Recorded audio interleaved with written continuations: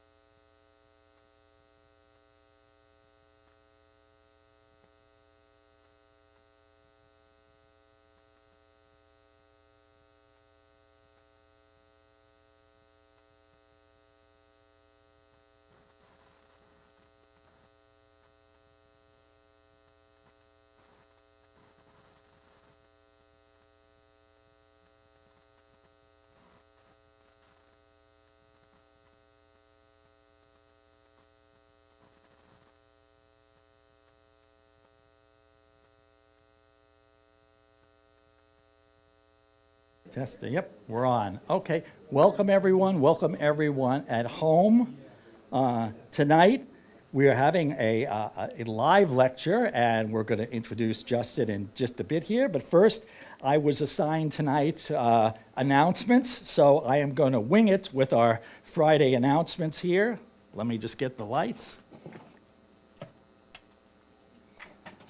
Okay, so in lieu of my fancy slides tonight, we've got the club calendar. So, next Friday, my journey through black and white photography with Alex Kilby. That's going to be a Zoom call. The clubhouse will be open for that.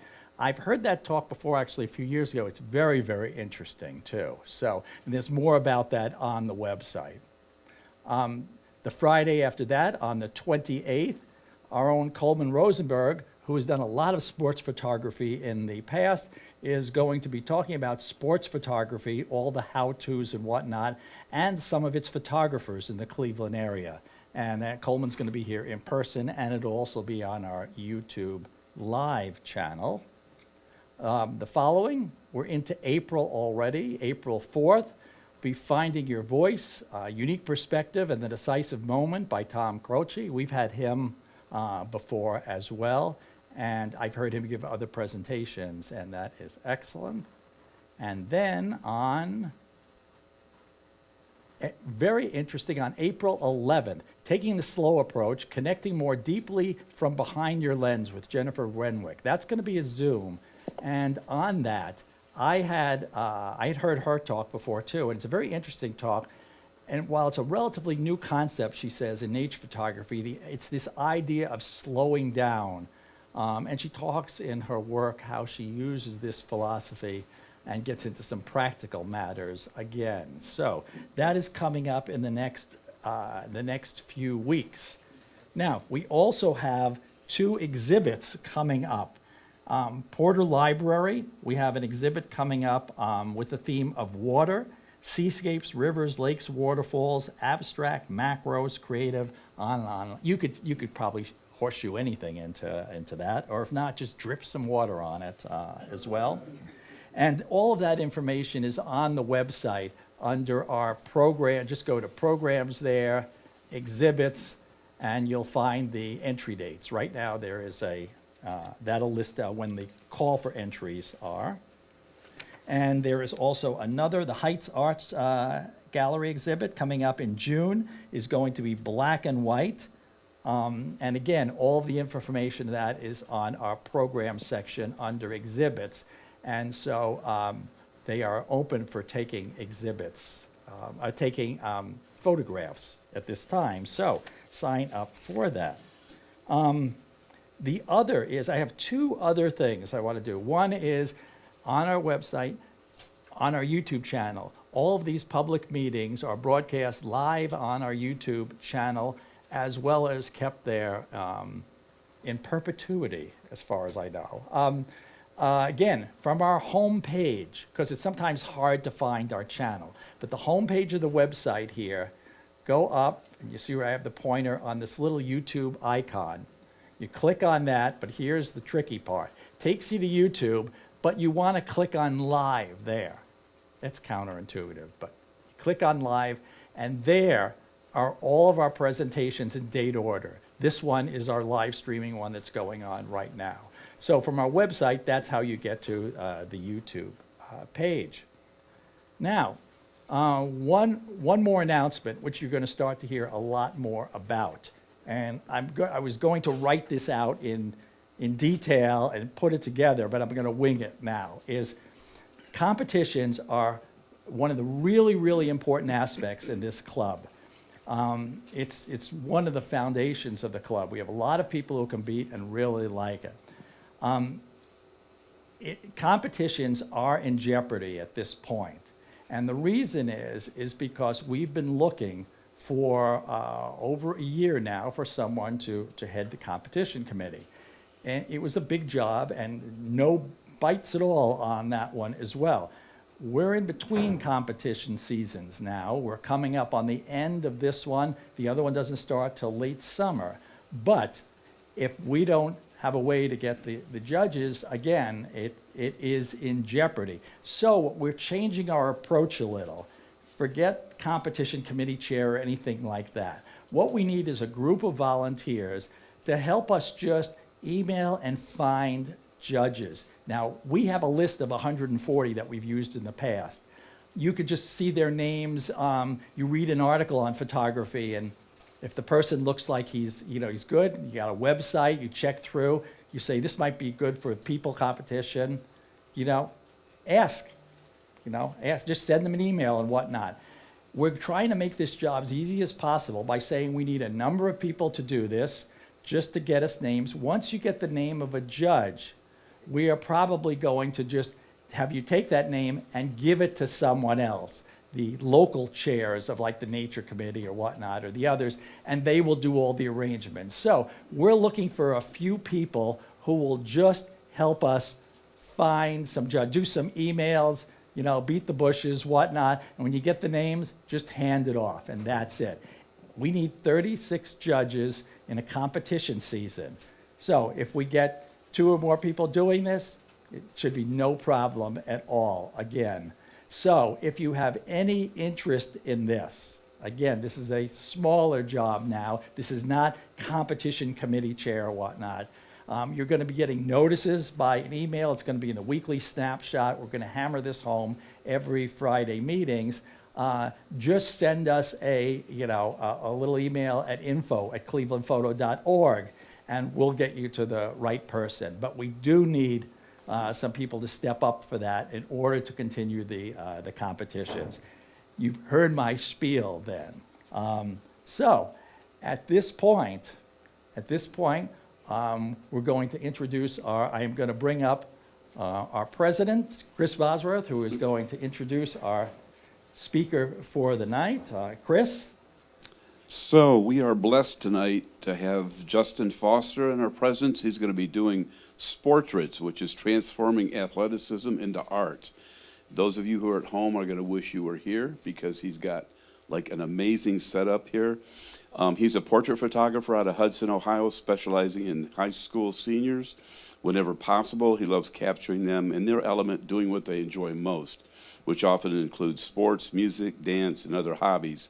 He himself has enjoyed photography since he was a high school senior. Then he opened up Justin Foster Photography in 2017 and started taking on clients. He's just got an amazing setup here. You're going to club are going to enjoy seeing how he poses and everything else going into a portrait.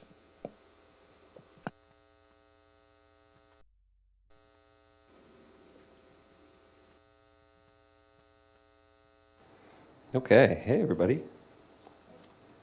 How are y'all? I'm Justin. Good to see you all. Let's see what I can do with this cord so it doesn't get too caught.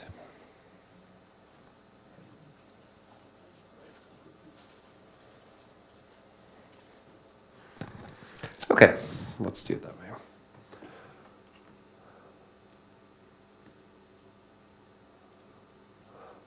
Okay, so I'm Justin. If you want to take a screenshot or my cell phone snap, my email address, my website, phone number, if you want to call me, text me, if you have questions after this, feel free. So a little bit about me. So I'm not a full-time photographer. My background was in engineering. So I went to Case Western Reserve in Cleveland for chemical engineering as my undergrad and material science as my master's degree.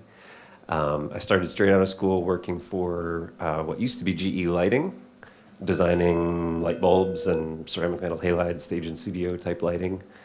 And I've been there ever since. Now I'm not in lighting anymore. I'm in lighting controls. So I lead a software and electronics team that designs stuff not stuff that you would use in your house, but like hospitals, office buildings, commercial retail spaces, stuff like that.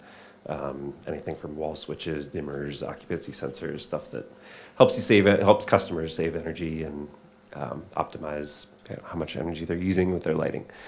So that's what I do all day, every day. And I've done that for the last 20 years.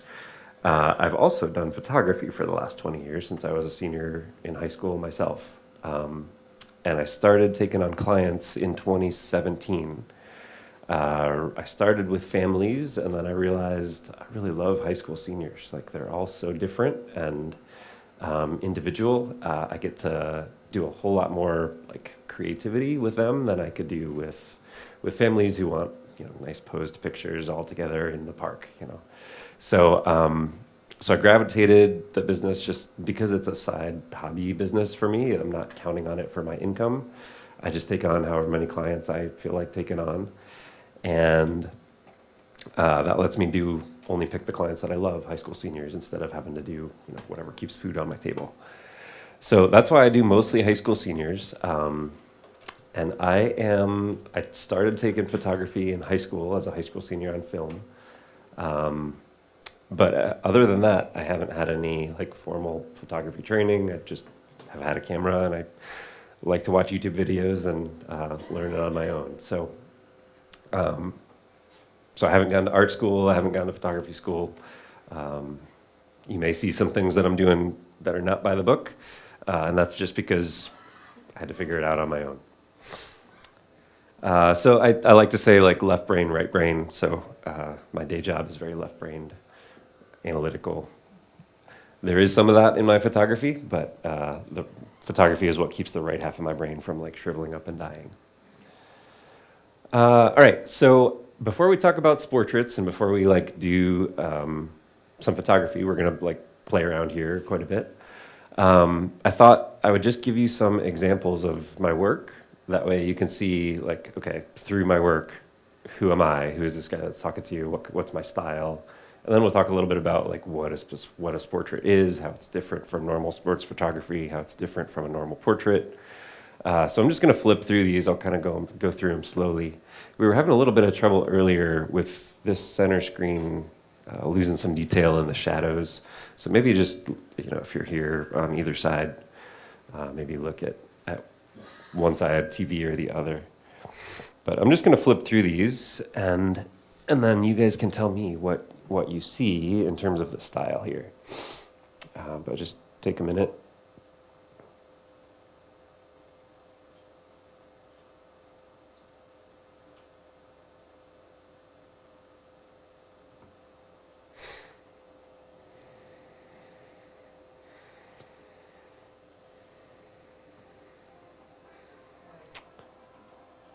So, and I'll just point out, so in my work, these are all indoor, right? So these are all at indoor locations, but I also find myself outside, probably more so than I am inside. So tonight we're gonna do some stuff inside, but just know that a lot of what I'm gonna talk about is stuff that I ultimately use in my real work outdoors and stuff like this.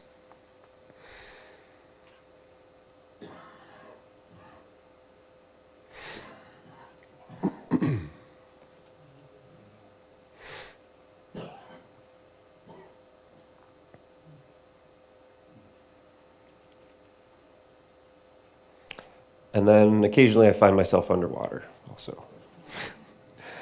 Not very often, and I try to keep that as minimal as possible, but I'll shoot with any sport. Part of what I love about this, you can see the variety of sports that I get to shoot with, and I don't only do sports, I do all high school seniors. So if they're into sports, that's what we're talking about tonight, and so that's why I have these as examples. But I don't only shoot sports, I shoot any high school senior. If they're into sewing, if they're into, I don't know, I've had all different kinds of hobbies, piano, instruments. Tonight we're talking about sports, and that's why these are all sports photos, but I'll shoot with anybody. But you can see the type of variety that I get to encounter with the clients that I work with. Baseball, soccer, BMX bikes. I put this this drummer in here. I guess I would consider that a portrait. You could consider band a sport. I would like to, because I was a band nerd, so I would like to think I was cool enough to be in a sport, not in band. So that's why I put that one in there. Swimmers, this kid was a MMA, mixed martial arts fighter. Bowling, I suppose, could be a sport. I shot it like a sport. Ballet even could be considered a sport. So I love the variety that I get to work with, I guess is my point. All right, so you guys, so I want to make this interactive. So you guys throw out some words, like based on what you saw there, what do you see there that's kind of unique to this genre? Action. Mm-hmm. Original, meaning maybe like unique angles kind of stuff. Mm-hmm. Perspective, huh? Intensity, yep. Mm-hmm. How about what do you notice about lighting in any of these? Must have been using an ND filter for longer exposure. It's possible. I can't say that I didn't on some of these, but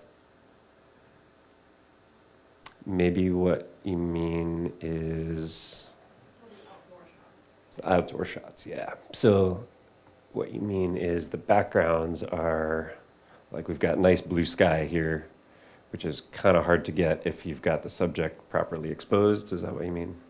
Oh, I was thinking more of the drummer. The drummer. Let's go back to him. Yep. So this is just water. I just dumped some water on his drum and made him hit it so that it would splash all over the place. But that was just freezing that water splash. I don't think that was with an ND filter, but you're right. The background is kind of dark. So I was at probably a really high shutter speed, maybe 1/8,000th, 1/4,000th, something like that. But where I was going with that is off-camera lighting is a big part of the style of what you see here. I probably couldn't do, I wouldn't say any of these pictures, but most of these pictures wouldn't work with just natural light. And so that's an important part of my style is, I'll shoot whether I'm indoors or outdoors. I'm always bringing this kind of stuff to wherever I am. And I'll use whatever light is there in the environment. So, for example, let's pick one of the outdoor ones. So, like this guy, for example, I shot him coming at me. I put the sun behind him so that the sun would be kind of a rim light. We're going to talk about rim light here. You see some rim lights set up on my studio setup over here. But when I'm working with outdoors, light is just light. So no matter where it comes from, whether it's from one of these strobes, or whether it's from the sun, or whether it's from a reflection of the sun off of something else, a big cement pad, wherever it is, all that really matters is where it's coming from. So I used the sun as a rim light here, and then I only had to light him up with one light instead of the three that you see here. Okay, so you guys got a bunch of the adjectives. Determination, personality, looking at some of the, like, trying to incorporate some of the equipment that we see in these kind of sports often. I will try as much as I can to be at the venues that we really do these sports in. That's why you see some underwater shots and shots at the pool, even though it puts my camera gear and lighting at risk. I want to be there because that's what communicates, the sport. If I just shoot a swimmer in the studio, it just doesn't communicate the sport quite as well, in my opinion. So I want to be at the venues where we're really doing this stuff. I want people in their real uniforms as much as possible. And then somebody mentioned action shots. All of these shots are, I call them pseudo action, meaning like this kid, he wasn't actually hitting this shot. I put the golf ball on the ground. It was stay and put, and I said, okay, act like you're making the putt. But he was just standing there like that. This was not an actual action putting shot. Same thing with this. Like, this ball was just sitting there on the field, and I had him come up and whiff so that we didn't have to go chase the ball. So it looks like a real action shot. Looks like it could be, he could be in the middle of a game, but it's staged. Let's see other examples. I guess he really was bowling here. The ball, oh, this one. Yeah, so this is the magic of Photoshop. So I had him stand like this.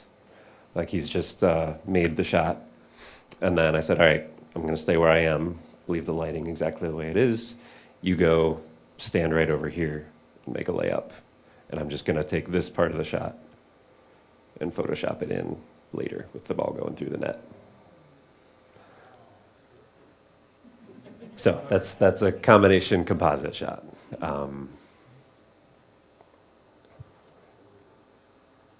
Okay, so I think, from these examples, from this kind of thing, I think now, at least I just want to ground everybody on like what it is that we're talking about. So what we're not talking about today is like going to a real game and shooting real athletes playing their sport. That's a totally different thing. I think in 2 weeks or 3 weeks, I think there's another talk about that. But I don't have that skill set. Going to a real game and shooting a real athlete doing their thing. My skill set is in this kind of stuff, where we make it look like they're really playing. We incorporate all their interests, but in a staged kind of way. And that gives me, the reason is it gives me more control over lighting, posing. I have control over everything when I'm not trying to be at the right spot on the field at the right moment in time when he's happening to like kick the ball. All right, so let's move on. Just because I imagine somebody will ask, I'm just going to put my gear out there up front. So I'm a big proponent of, you can read through the list, but I'm a big proponent of use what you have. You don't need to run out, and to do anything that we're going to talk about tonight, you don't need to run out and buy the next best lens, the next best camera body, even the next best lights. Like you could do most of what we're going to do tonight with one speed light, preferably more than one, but you could get away with one. And you can use some fairly simple, inexpensive modifiers. I don't think, we'll talk about what I'm using here in a minute once I show you the setup. But point is, you don't have to spend a lot of money to do what we're talking about tonight. So the playing field here is a little more than entry level. We'll need to learn how to understand balancing different lights and balancing the light with the ambient. But it's definitely something that you don't have to go out and spend a ton of money on just to get into this field. If you want to do portraits of your neighbor or your friend or something, it's an accessible field that you can do without a lot of money. But lenses for portraits, I'm probably in here most of the time, just because it's the most flexible. And again, it's not an expensive lens. I think I paid $300 for mine. I did go to mirrorless. That was an upgrade a couple years ago, and that was really to get the autofocus ability of mirrorless to focus on the eye and track motion a little bit better than what I was doing before, which is shoot and focus and recompose. Mirrorless makes my life a lot easier. But I guess that's the one place that I've upgraded my gear to do what I do. But all the rest of this stuff is fairly simple and not super expensive. Editing-wise, I do use Capture One, which is, a lot of you probably use Lightroom. I happen to use Capture One. They do similar things. They look and feel a little bit different. Okay. Is Portraits your name, or is that kind of a universal? It's a name that's out there. It's not my invention. But I'm just using it tonight as a way to differentiate between. I hadn't heard of it until I Yeah.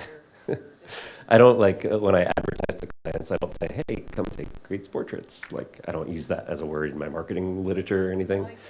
It's just something that I'm using to convey, this is something that's different than sports photography. It's not a portrait, it's something in between. I saw that word out there, so now I'm starting to use it. All right, so this is the improv section of tonight's show. I didn't come with like a preconceived plan of exactly, okay, we're going to do this shot and we're going to do that shot. We're just going to play around together. I'm going to show you how I think about things. I think in teaching, it's more important for you to understand like why I might do something than like giving you a cookie cutter recipe for like, okay, put this here, put that there, set this to this power. Because when you go home, if you understand the why and what I'm looking for, then you can do it with whatever gear you have. You might not have this stuff, yours will be different. But if you understand how I got to where we're going to get to, then you can go do it on your gear without having to call me and say, this isn't looking the same as what you shot. So this is a quote from someone famous, not knowing what we're going to do next or say next, and that is the situation that we're entering into now. So I am going to turn on my camera. Anybody have questions before or while I'm transitioning over to capture one here? Did you start out doing this with the flash setup, or did you learn that you really need it? So let's see. So I started with families, and so families, I learned quickly that I didn't really like the look of natural light because the eyes were kind of dead. I want to get more light into the eyes. So I started with just one flash doing families, like, okay, let me do families, but I'm going to use off-camera lighting. Not for a style preference, just to get some more light in their eyes and to be able to shoot on days when, if it's bright sun or in the shade or wherever I am, I can control the light better. So I started with flash with families. Does that answer your question? I didn't start intending to do 4 light setups and stuff. I kind of gravitated that way as I got more interested in high school seniors. I was like, all right, what can I do to differentiate myself? What can I do to be different? And also, I think it's cool. It's a way for me to be creative, using lighting as a way to make portraits that are more unique than something you could do with natural light or one light. So that's how I got to where I am. Would you talk about how you work with the athlete to decide what you're going to do? Yeah, great question. Question for anybody that didn't hear on the live stream. Question was, how do I work with the athlete to decide what we're going to do? So when a new client contacts me or their parents contact me, I start with a video call over FaceTime, just like half hour, FaceTime or Google Meet. Just start with a video call and say, okay, I just want to learn about you. Who are you as a high school senior? I don't know anything about you. You don't know me. So let's just get to know each other a little bit and figure out, based on what I learn in that call, then I can say, okay, I heard he's into basketball. He's into his church. He's into whatever. And from there, at the end of that call, I'll ask, I don't have an exact recipe of questions, but I just try to get to know them a little bit. And then at the end of the call, I'll say, okay, here's the things I'm hearing that are important parts of your life that maybe if we could come up with some creative way, we could incorporate into the shoot. And depending on how much they want to spend or, if they, high school senior guys, I was one time, they don't want to spend more than an hour. So, sometimes especially the senior guys are just like, I want to keep it simple. Let's just do a couple pictures in the park and let's do something baseball themed, and we'll just keep it simple. But other seniors that want to go all out, we can incorporate 4, 5, 6 of their hobbies, from music to 2 sports to some studio fashion shots to pictures in the park that grandma would like. So it just depends on what they're looking for. But the way I do it is with a video call to really just try to get to know them and show them that I'm interested in their life and that I want to represent their life in my photography more than just, hey, let's meet at this location and start shooting. Does that make sense? You had a question? Can you point out what those items in your setup are called? I can, yeah. Excellent segue. Can we turn the lights on over here? And I don't know if, will this come through on the live stream to show the setup? Is there a video camera over here? No, okay. All right, so I'm gonna do this for the live stream, folks. I'm going to.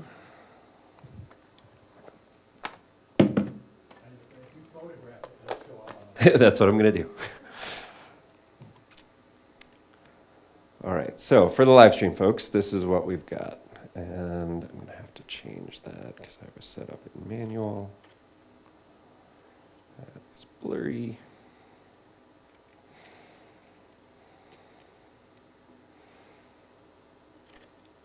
Okay, there we go. Not perfect, but it's good enough.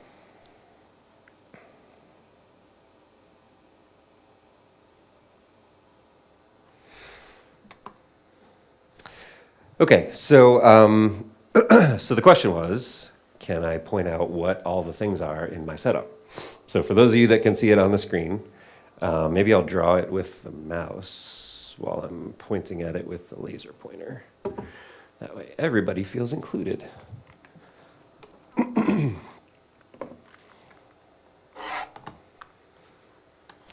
Okay, so like I said earlier, this is, we're doing sort of like a studio indoor type shoot. This is the type of gear that I would bring to like, let's say maybe a gym or a weightlifting room or a wrestling room or something like that, where I don't have to worry about wind. And I have a little bit more ability to I don't have to carry stuff across a whole football field, so I can bring things that are a little bit bigger. If I was shooting outside, well, I'll tell you what I would use outside in a minute. Let's go through what I've got here first. So what I've got set up is down here on the bottom. Today we've got a model. He's a football player, so I brought a little bit of AstroTurf so that we can look like we're on a field if we're doing anything that's full body shot. We've got a dark background. That's just my style. This one belongs to the club. I brought a gray paper roll. You could use that too. I actually prefer the black, so I'm glad they had that. But in my style, I like the drama. I like bright highlights on the subject, and the background kind of goes dark. Whether I'm outdoors, I'll underexpose the background. If I'm indoors, I want the background just kind of to fade away. And so that's why we have a black background. What is over here, I have two strip boxes. And we'll see what those are for in a minute. They're going to be for rim lights. So what those are going to do is make just a little highlight of light around the shoulders and at the edge of the arms, maybe the back of the head, just to separate them. Because the background is dark, I want just a little bit of light that just separates them from the background. And you'll see, I'll show you what that does when we actually start shooting here. But that's what these two are. So this one, it's a 5-foot strip box. This one, 5-foot strip box. Inside of there are two Godox AD600s. So it doesn't really matter. We don't need the power of an AD600. Those are my most powerful two strobes. If I was outdoors, I would need that power as my main light. Here, I'm just using, basically all the lights that I have today are interchangeable because we're indoors. We don't need to blast tons of power. Like any of these could really be speed lights, and we could do the same thing. Okay, so those are two strip boxes. We have my main light, and I'm probably going to switch out modifiers, but here, for those on the live stream, this is a Godox AD200 in, I'll just show you what this looks like.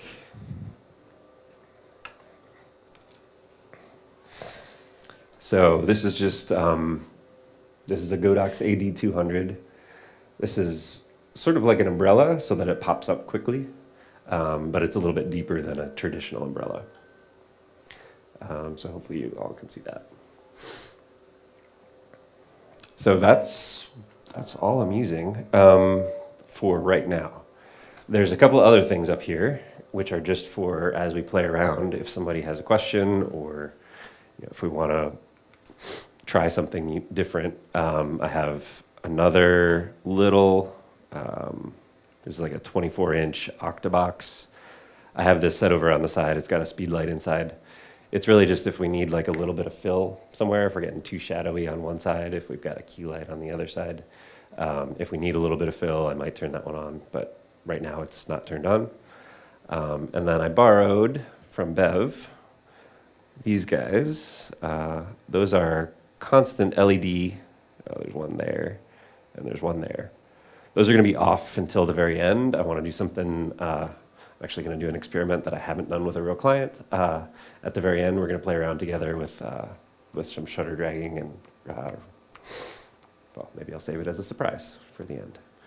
But those are going to be off. They're not going to be a part of the main setup. We're just going to use those at the end. Does that answer your question? Is there anything I missed that you see up there? Okay. Yeah, question? Do you work alone? Do I work alone is the question. Yes. Yeah. Lights as well as like, you know, hair and all that stuff? hmm So yeah, I do. I try hard to keep my prices reasonable for clients because I myself am a dad, and so if I hired an assistant, I wouldn't have to double my prices, but you know I would have to pay the assistant, and I try to do it all by myself as much as I can, just to keep my prices down. So that said, yes, it's a lot of stuff to carry around. And that's why I said what I said earlier, which is like, you know, if I'm going to a football field, I'm not going to carry all of this stuff across the football field. I'm going to use smaller versions of what you see here. So it's actually a good segue. I said I would come back to it. Instead of using this 5-foot strip box as a rim light, maybe I would use this one because it's easier to carry. It makes almost the same shape of light. It's not quite as nice. But for outdoors, I'm also working with the sun. I'm usually using the sun as a rim light.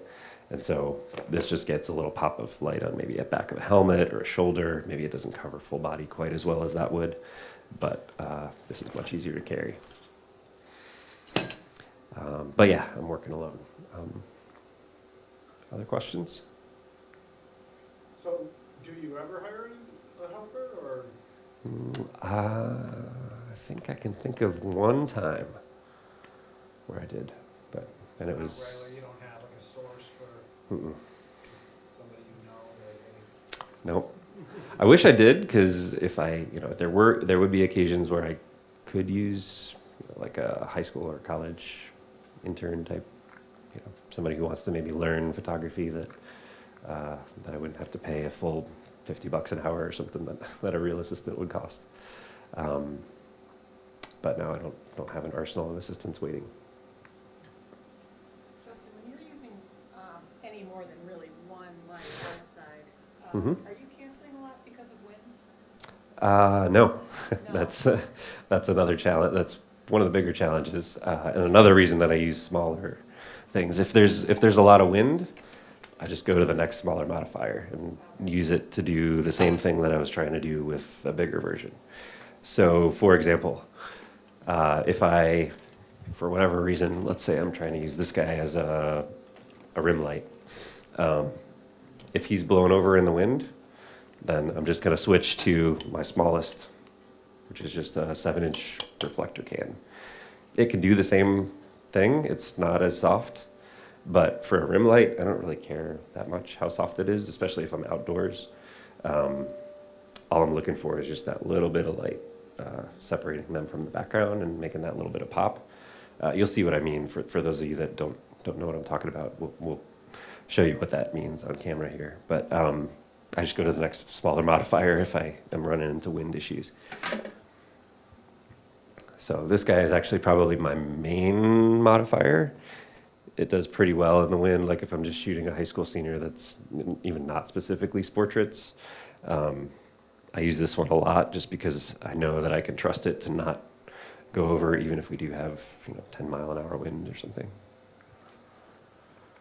Yeah. Just one more quick question. Do you ever use reflectors instead of lights? Because it seems like everything you've got is lights.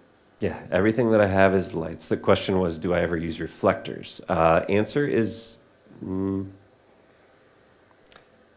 yes, but only in studio. So the thing I like about lights more than I like about reflectors is that I can, from the back of my camera, dial them up or down. With a reflector, you have to physically move it, and somebody's got to be there to hold it. So if I'm working single-handedly, it's really hard for me to hold a reflector and shoot the client, engage with the client.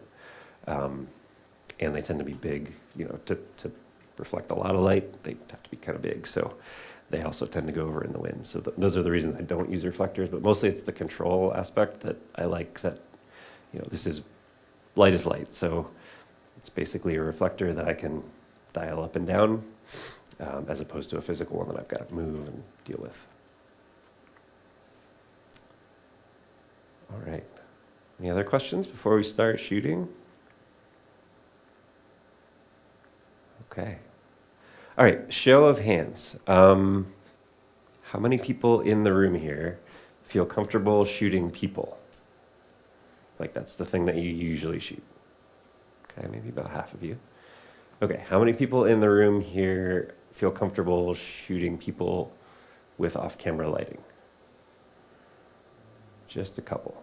Okay, so we're gonna start with, that's a good thing, that's great. I'm glad to see that you're all here and interested in learning this stuff. So I'm gonna start, instead of going straight to what's unique about a portrait and lighting and posing and all that stuff for portraits, we're gonna start with just a little bit of off-camera lighting 101.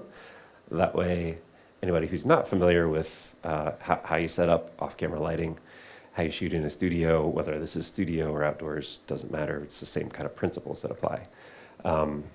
So we're gonna start with a little bit of Studio 101, just like how do you set up a shot with off-camera lighting. So let's start there. So I'm gonna bring up our model, and he just walked in the door a bit ago. So remind me your name. Sammy? Sammy. Okay, cool. All right, Sammy, come on over. And I'm gonna just let you be comfy for a second. Let's just put you on a chair here. These are not real shots. These are just to show you guys how we think about and start setting up lighting in a studio. And anytime I say in studio, I catch myself because the same principles apply outdoors. Just the stuff that we're doing here does not have to be indoors in a studio. Yeah, question? No, they're okay for now, unless they're starting to wash out the screens. That's actually, let's leave them on for right now, because that's one of the things that I want to start with.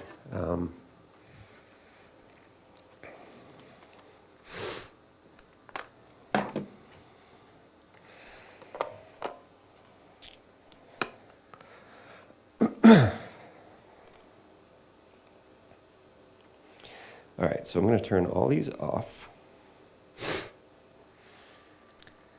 And all right, so we are indoors, and what I want to do, regardless of what's going on, I don't want any of the room light here to show up in my shot. I want to have 100% control of the light that is affecting my image. So what I'm going to do is I'm going to set my camera to manual. Let's see if I can go to the tether thing here, and you can see what my settings are. So I'll talk about settings sort of one by one. Let's just start with shutter speed. I'm just going to set it. Just because this is what I always use as 1/160th. In reality, if you could use 100th, you could use a 60th, you could use 1/250th. What I'm trying to do with 1/160th is avoid being in high-speed sync. If you don't know what high-speed sync is, don't worry about it right now. But it's where you can sync. You can shoot with shutter speeds that are faster than one. I think my camera is 2/50th of a second. If you start to go faster than that, the top and bottom of the shutter actually make a slit as they go down, rather than being entirely open, the entire frame at one moment in time. And so the flash has to kind of like fire a different way. I can explain more if anybody's interested in the details later. But I picked 1/160th. This is just what I always use because it's under my sync speed of 1/250th. So now I want to pick my aperture. I'm not really going for like super shallow depth of field. We've got a studio backdrop, but I want to use the light that I'm going to produce efficiently. So I don't want to stop my lens down to like f16 or f22, because then I'm just using a bunch of battery power to make light that is ultimately getting thrown away by the hole being so tiny. So I'm going to shoot at 5.6. I also use f8 sometimes, but those are kind of two choices that you have. And then ISO, let's go to maybe 200. And my goal here is to get a shot that is almost entirely black. So if I did this right, I should be able to take a shot.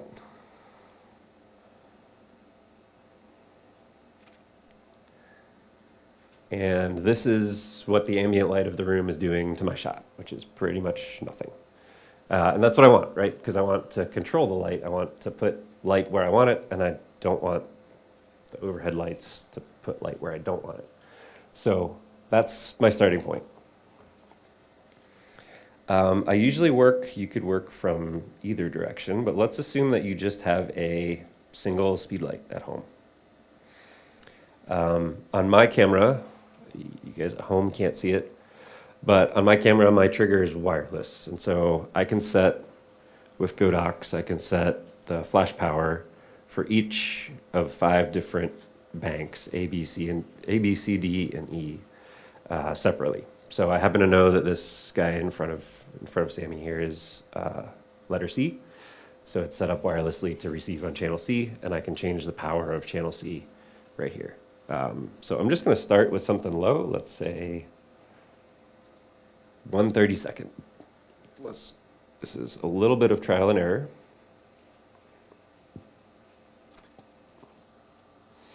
It actually didn't flash.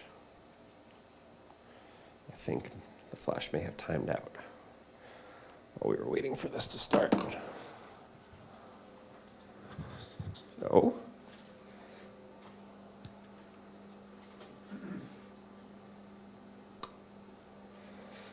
okay, make sure these guys are still on. They are not.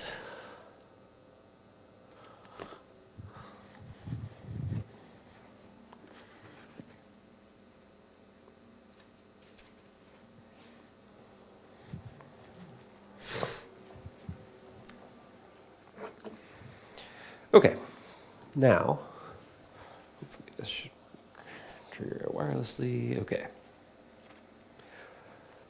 All right, so now we're starting to get some light from the flash, but clearly not enough. So I'm going to bump this up. That was at 1/32. Looks like maybe 2 more stops. So would that be 1/16 and 1/8? Would be 2 more stops.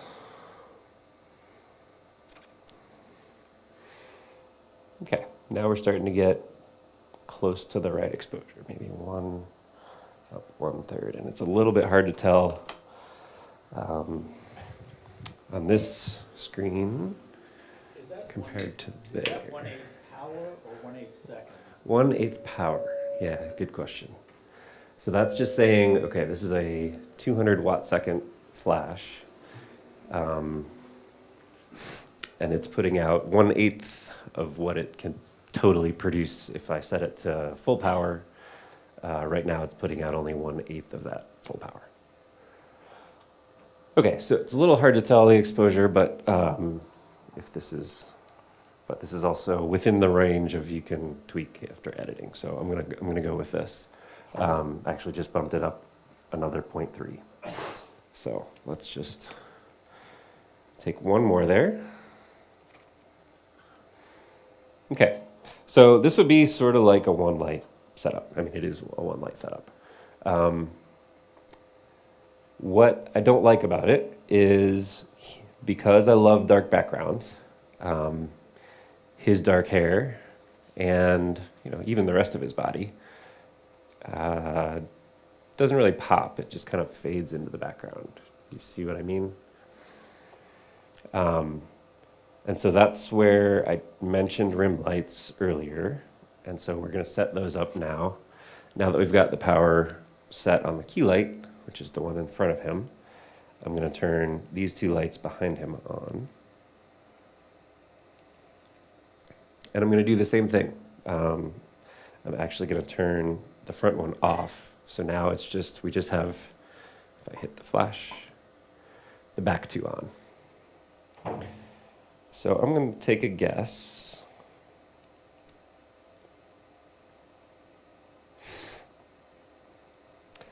I'm just going to start it out at 1/16.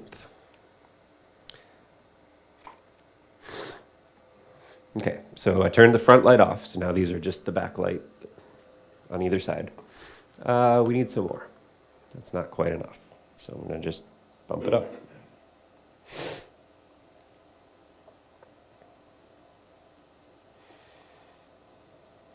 So do you normally adjust it separately like this, or is this? Yeah.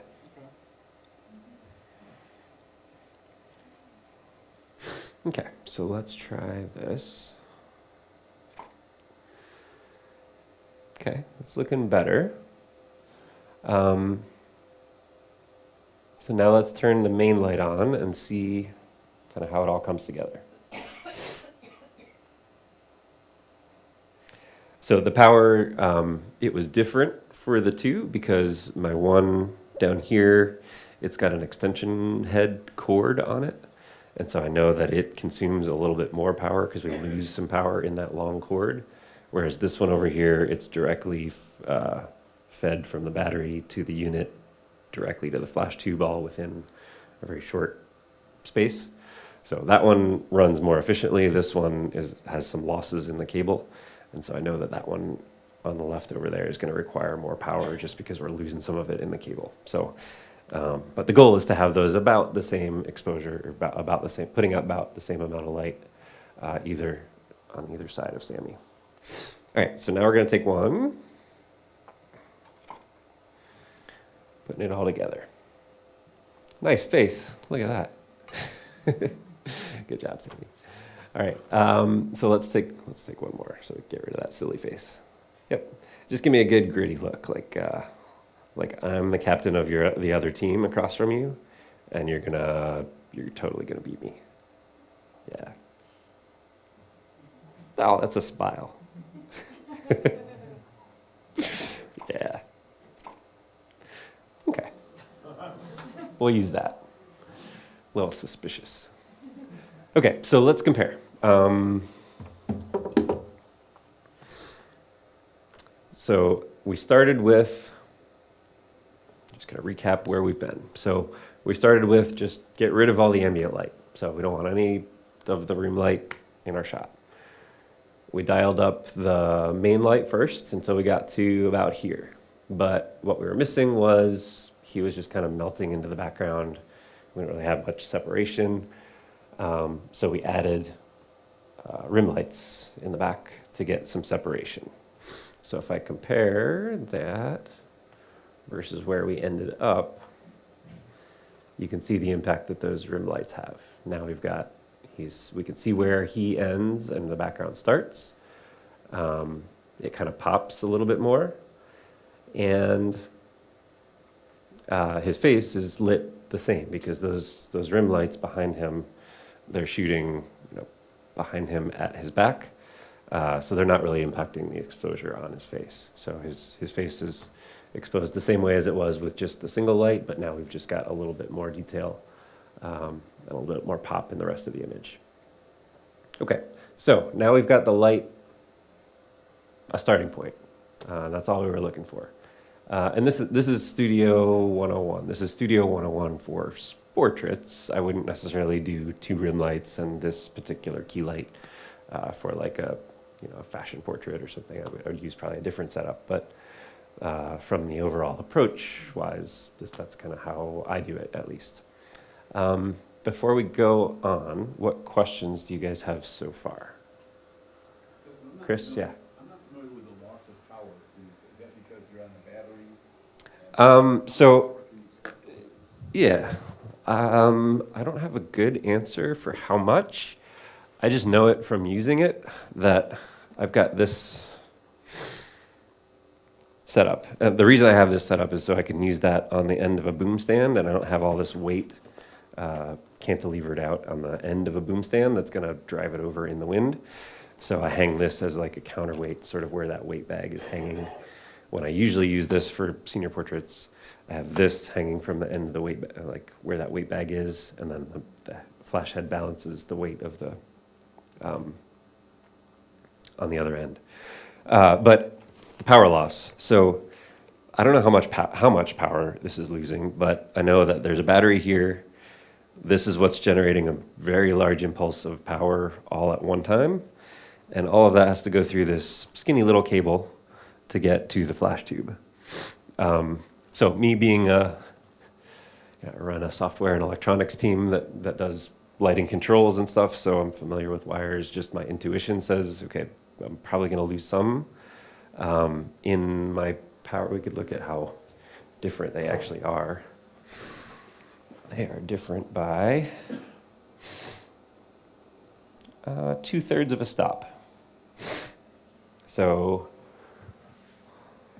one stop is about double the power, so I'm not losing half, but I'm losing a fair amount just in that cable. Or it could be that one is the one that I always use, and maybe it's starting to degrade. But, yeah, question? Terry, yeah. So you said that, Hi. you said that you changed this up for a fashion shoot, Mm-hmm. you know, like maybe headshots or something. Mm-hmm. What would you change? Would you bring in, like a backlight of some sort, or you? Mm-hmm. I would probably, I mean, for like depends on what you're trying to do. If you're trying to do like a corporate headshot, let's say, I probably would have, instead of 2 rim lights, I would probably have one on the top of their head and 1 rim light. That's just a style preference. And then I probably would have, let's see, we're getting, for a corporate headshot, we're kind of shadowy under his chin. We're kind of shadowy in the shadow areas. I probably would have a fill, maybe this one. I would set it up to fill in some of those shadows, so we're not quite as contrasty, quite as in your face. Would you ever throw light onto your background, onto your back? On a black background, probably not. But I would, in my studio, I use, let's see, I don't know where it went. If you can see it, that roll down here, if anybody can see it, it's called Fashion Gray. I use that one for probably 80% of what I shoot in studio. And that one I probably would throw a background light on it. Depends on what the person's wearing, depends on what style they're looking for, what they do for a living. But I guess in my mind, the question was, you're using the rim lights, like, mhm. to make your separation, like, in place of, like, the old, you know, like, the way you were in, like, 101, Mhm. of throwing that light on the back. Yeah, so for those on the live stream, she's saying one other way to get separation with the background is to, instead of lighting the person, their shoulders, to bring them out from the background, you could light up the background, make a difference in lighting between the person and the background. It's another way to do it, yeah. I was wondering if this is like your style.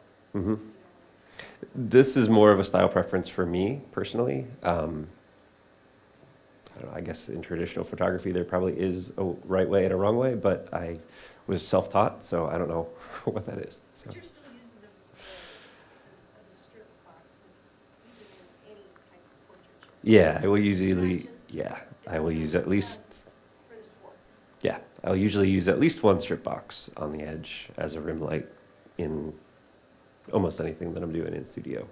I just want to be able to, like, as I'm watching you do this, think about, okay, well, I'm not doing sports today. Mm-hmm. How, you know, what might I, how do I use this to go to something else? Yeah. Yeah, so just, it's a style preference. You can do it other ways.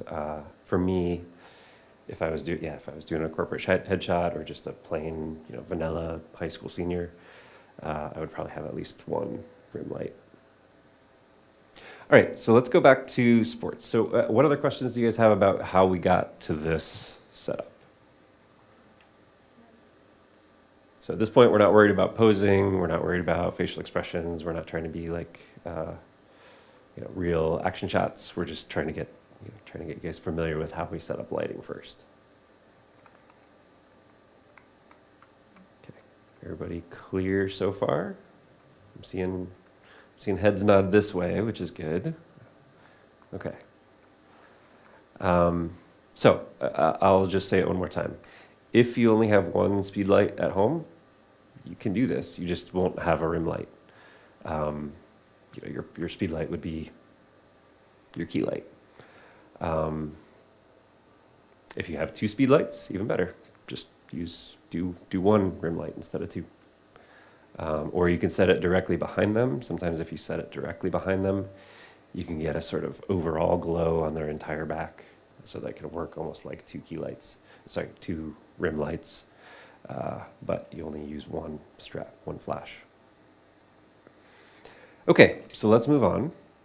So now let's shoot some real. So what Sammy brought today was his shoulder pads and his helmet. So let's see, where do we want to start?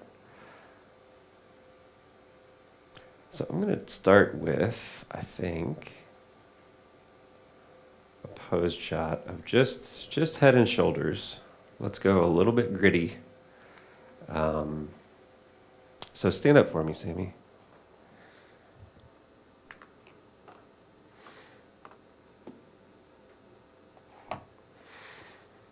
Okay.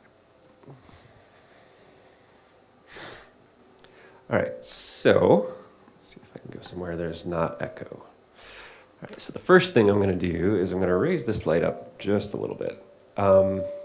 If he was putting his helmet on, I would probably have it lower, but let's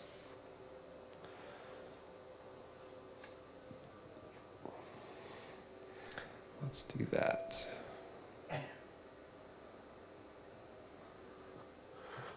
Okay. Yeah.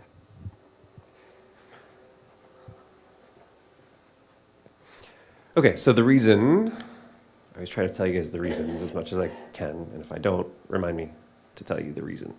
Why do I want the light up higher?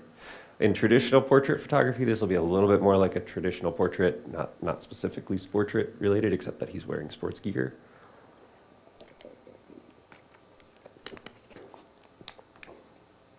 I try to have the light maybe 12 to 18 inches above the eyebrows.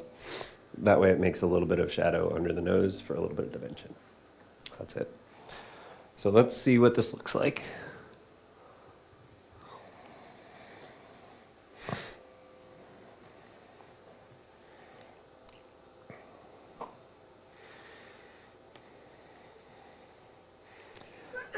All right, so facial expression, kind of up to you. Maybe just relax your mouth. Just give me a natural, just look at me like I'm looking at you right now. Yeah, yep. Bring your chin down just a little bit and lean forward at your hips just a little bit. Yeah, yep, good. Good. Okay, take one more. All right, and then we're going to do one more thing, which is let's have you grab your helmet. And actually lower this just a little bit. And the reason I'm lowering it just a little bit is because I'm going to ask him to put his helmet on. And helmets have a tendency, if you have the light above the plane of the eyes, helmets will block and put the eyes in shadow. But moms and dads like to see their kids' eyes, right? So even though I risk not having shadow under the nose for traditional portrait rules, I want light in the eyes. That's the most important thing. So let's do a couple more. So I'm going to ask you to turn this way a little bit. Turn your belly button this way. Yep. And then just slowly put your helmet on. And as you're putting it on, turn your head like at a 45, like almost right up into the light, let's say. So if you look, Sammy, right here, if you look right where my fingers are, as you're putting the helmet on, let's do it that way. Just go nice and slow.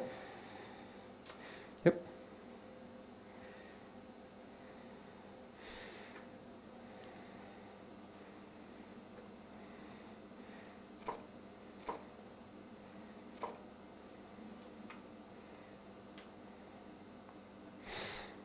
A lot of times when they're doing stuff like this, it's a good time to take some candids too. Not every shot is going to be a keeper. So as they pop up, don't be surprised when there's like a bunch of bad ones.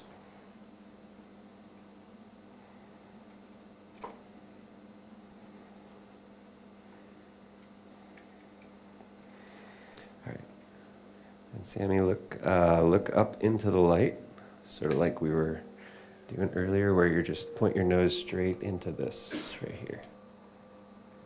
Yep.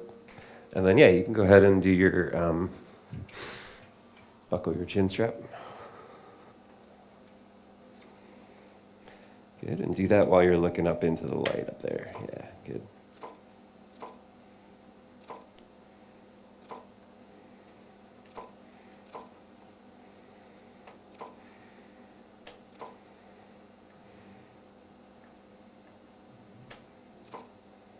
Good. I'm just shooting candid, so you'll see all I'm doing is I'm watching for a natural kind of either expression or a place where he's putting his hands that looks like, you know, he's getting ready for a game kind of thing.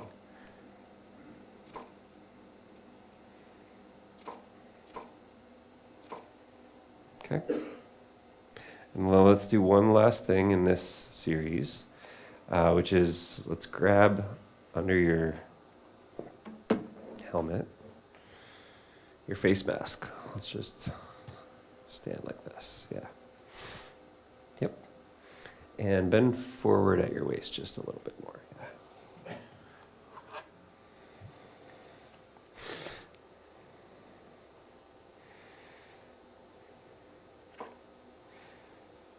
Okay, you can change up your expression. Give me a good, like, I'm the opponent. Give me a good, like, what's a good word to call it? I'm drawing a blank. Yeah, give me a game face, like you're about to beat me or beat my team. Okay, and look straight over at me.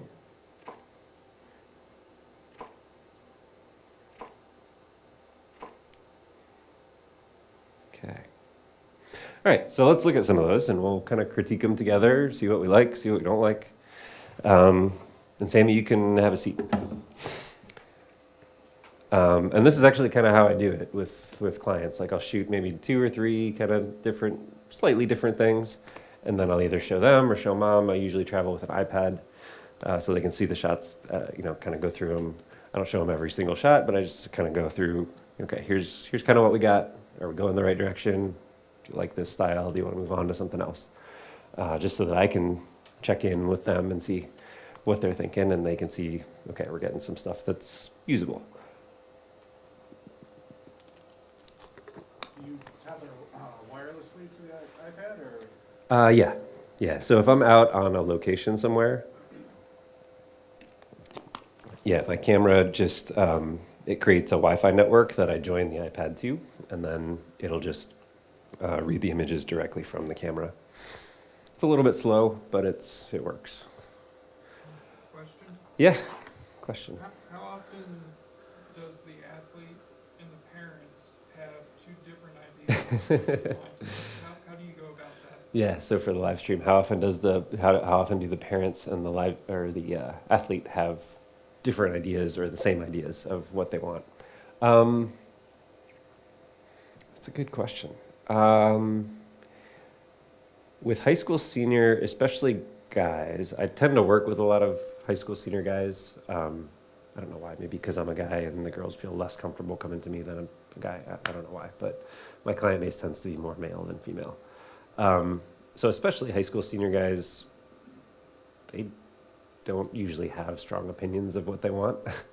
And so I don't usually find a lot of that kind of like disconnect of mom wants this and senior wants this. But if I did, I guess what I would do is I would shoot some of both, because ultimately these images are going to stay with the senior for, like, my mom still pulls out my senior pictures from 20 years ago. And so, they're ultimately his pictures. So I want him to have some that are like his style or what he wants. But ultimately mom's paying for it. So I have to cater to her needs also. The way maybe I should explain just, at the end of the shoot, I'll take all the images straight out of camera, and I'll go through them. So maybe let's say a 2-hour shoot, maybe we'll shoot 500-600 images. I'll go through them and narrow them down to some manageable number for them to pick from. So like I think my 2-hour shoot package includes like 12 that are fully edited all the way, you know, skin blemishes and hair and stuff. So all the details, I make them as good as they can be. And so I'll maybe, if we shoot 500 or 600, I'll maybe narrow it down to 70 or 80 that are like potential keepers. And I'll post them just straight out of the camera, and then mom and the senior at their house can look at that gallery online and say, okay, we like this one, we want this one, we want this one. And if they want more than 12, they can buy more. But so that's the way that you know, the senior can pick a couple that he likes. The mom can pick a few that they like. You know, they each So they get just some that get keep them happy. That final dozen, and that's it? Yeah, so I mean, for those kind of packages, what they get to keep at the end of the day is the ones that I fully edit all the way, with skin and hair and anything that I can do to make it better. Background distractions, moving, you know, photoshopping baskets with swishing balls in the background, whatever I have to do to make the shot work, I'll do, and then but they just get to keep those ones that I edit all the way. All the rest get thrown away. So you do toss them, or you archive them? I archive them. I would never delete it, but yeah, they don't have access to the rest of those. Other questions? Okay. All right, so let's look at what we got. I don't know. It's hard for me to see the side TVs, but so if these are a little under or overexposed in the shadows, the TV is different from the main projector here. But let's just kind of like look through what we got and see what we like and what we don't like. So we started here. And let me make this a little bit bigger so you can see. Okay.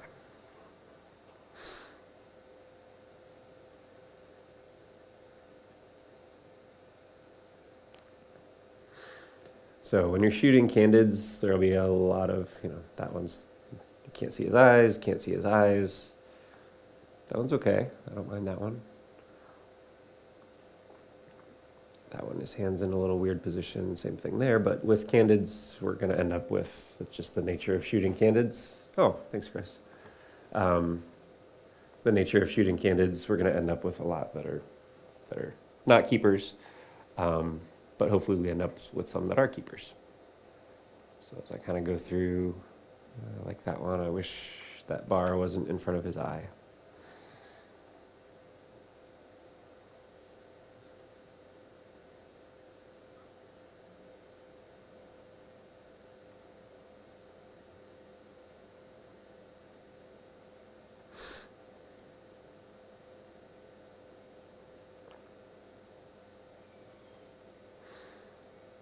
Okay, that one's kind of, if we do this shot again, Sammy, I would have you just kind of like unpress your lips. So let's just do that again real quick. Because I like how that worked out. So just stand up again, right where you were. Yep, and you can face almost directly towards me. Yeah. Yep. And you can look over directly at me.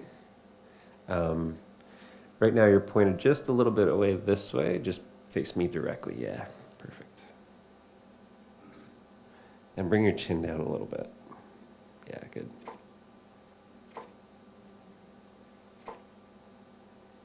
Great. Okay.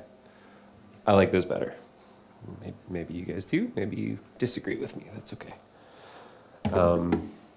So what do you guys see? Anything you guys wanna, any comments from the peanut gallery here? Nice eyes. Yeah, I moved the light down so that we could get some light in the eyes. We've got, this is what I meant, you'd have this shadow would come down farther on his forehead if the light was up sort of where it's quote unquote supposed to be in a portrait. We've got good catch lights. I like where those are. We're getting enough fill that we can still see. I mean, the main part of the exposure is on his helmet and his face, but we're still getting enough over here. Yeah. Sorry, what? I'm gonna put on my jersey. Oh, yeah, go for it. He's got his jersey to put on. Okay. So, anything else you guys see? Anything that you would change if you were shooting this? I'm not expecting that this is perfect. So, anybody's comments are? Blow out his helmet and the bottom half being dark. How do you say that again? Like the helmet's not blowing out, how do you? Oh, why is the helmet not blown out and the bottom dark? Because the field of this, I don't know what to call it, whether to call it an umbrella or a softbox, but with him standing, since he's not here, with him standing here, I've got at least that much path of the light. And it's going to spread even farther than that. You know, as it works its way out from the light, it's going to exit the softbox here, that big. But as it travels out, the light that hits, the light that bounces off of, let's say it goes straight out of the flash bulb here and hits this side, it's going to bounce off like a pool ball, right? So it's going to go over there. So the real path of light, it's going to be hottest in the center, but you're going to get some spill light. I could probably even show you that just with, let's just do a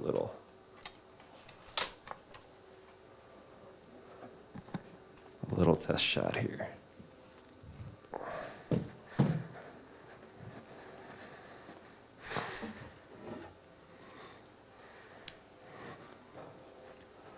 Just to show you the shape that this modifier makes.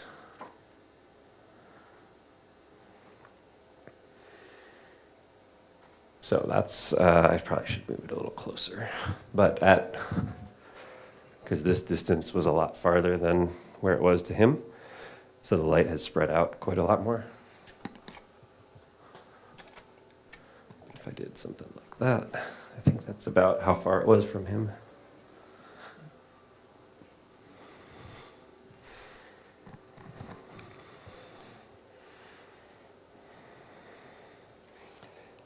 Actually turning off the rim lights so that this is the only one that fires. You can see like the beam pattern of it, it's still pretty even though it's not, here it's going to be hottest in the center and about the size of the dish itself, but you can see there's plenty of spill falling off here that, it's not just like it's not just a circle of hard light. It falls off fairly smoothly. Does that answer your question? Okay. All right, we got a jersey. Cool.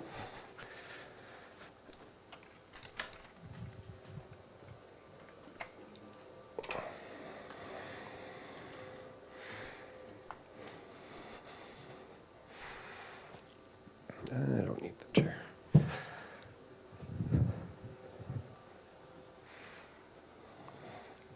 Okay, other thoughts? What else? Is there anything else you guys saw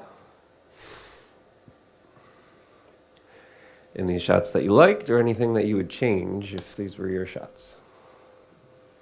Yeah, go ahead. Lighting on his right shoulder here is... Oh, his right shoulder over here is yellow. Yep. So where is that coming from? I think that light Could be a little bit of spill from the overhead light. You're right. and I don't think that light is pointed right. on the left. It could be, yeah, it could be the light direction. So let's bring you back in there. So you were kind of like right about here. Yeah, take one step back a little bit. Yep. Okay. So yeah, this one probably could be a little farther forward.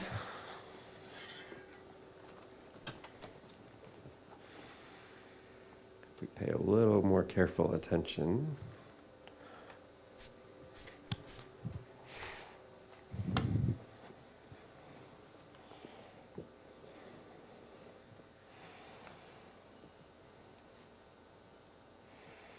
Making sure those are aimed right. And then Sammy, take just one little step this way. Yeah, good.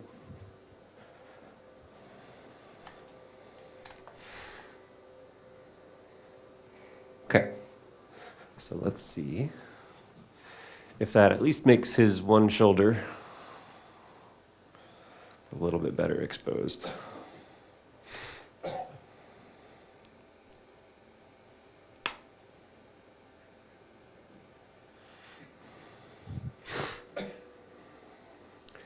All right, so face me. Yep, good. Yep.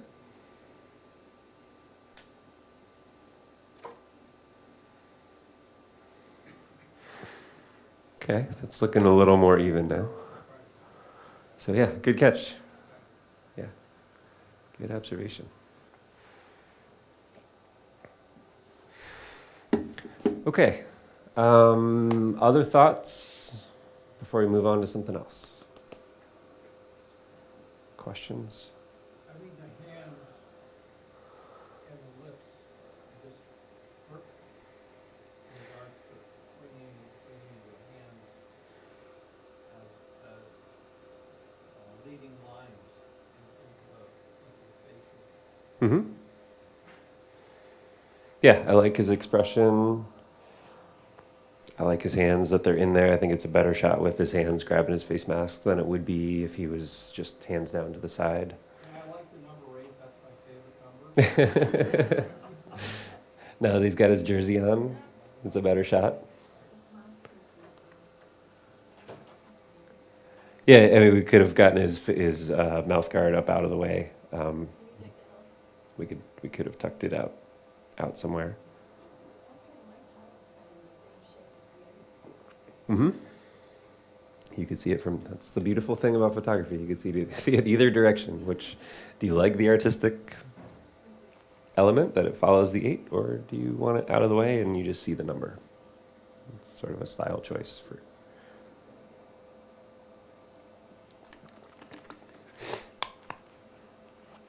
Okay.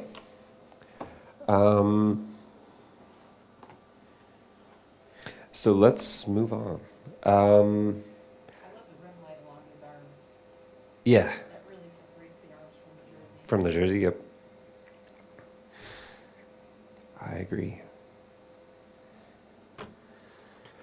Let's see what this would look like. I probably don't do it enough, but I'd like to see what this looks like in black and white also, just for kicks.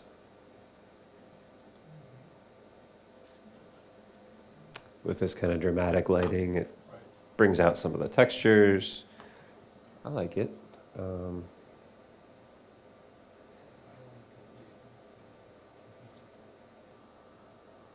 don't know which I like better.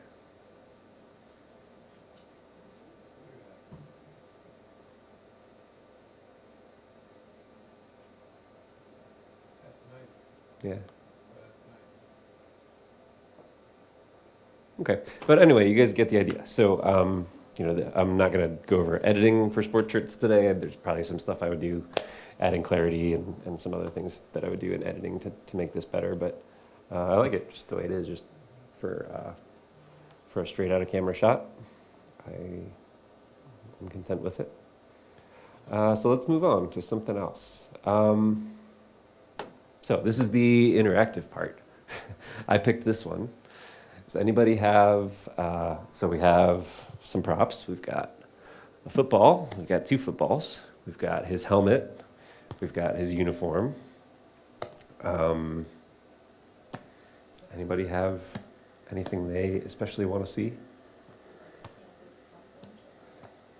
Sammy, what position do you play? I play lineman, but I used to play wide receiver. You play lineman and wide receiver? I used to. Used to play wide receiver. Okay. So wide receiver, you're catching, and lineman, you're blocking. Okay. Let's see. So maybe, How about this? How about just a classic old-style football, no helmet, guys kneeling down, holding the ball? let's do it. Okay. Why don't you take your helmet off? I like the audience participation. Thank you.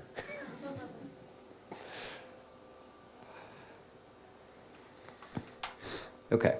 So in a real situation, we would probably have football pants and pads on the bottom. So let's use our imagination. So I'm going to toss this to you. And why don't you kneel down? And maybe in a traditional kind of thing that you might see, we could either do football on the ground or we could do football on your arm.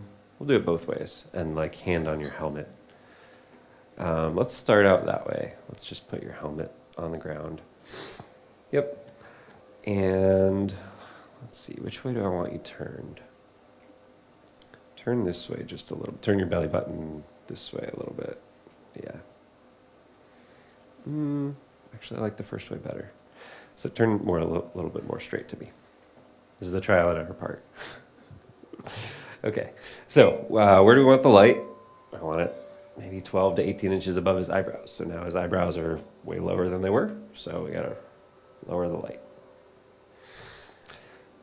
Where do we want the rim lights? I think we still want both rim lights because I like that look. Where do we want them pointed? Since we learned last time that we got to make sure they're pointed in the right spot. I think he hasn't moved really from where he was standing before. So I think that's good.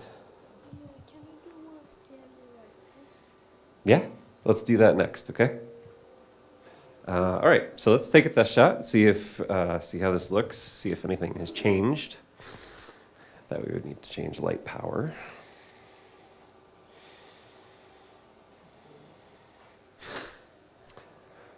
Okay, so just bring your helmet forward just a tiny little bit. Yeah. Yep.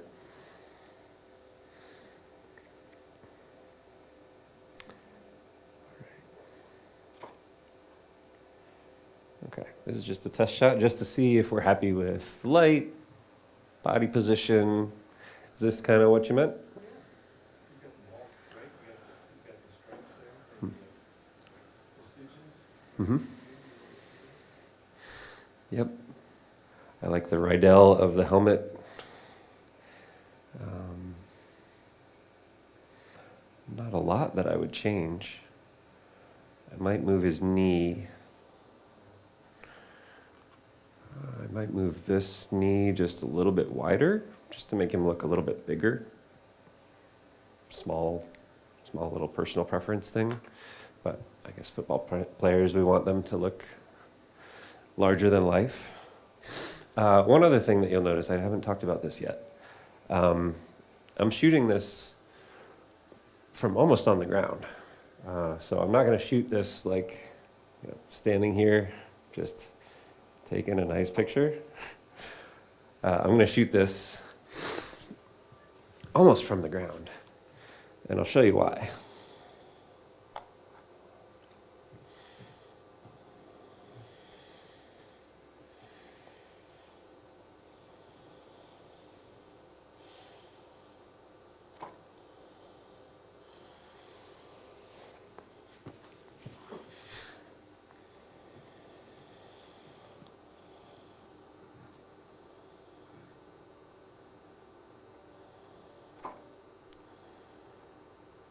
Okay, so let's stop there and I'll show you.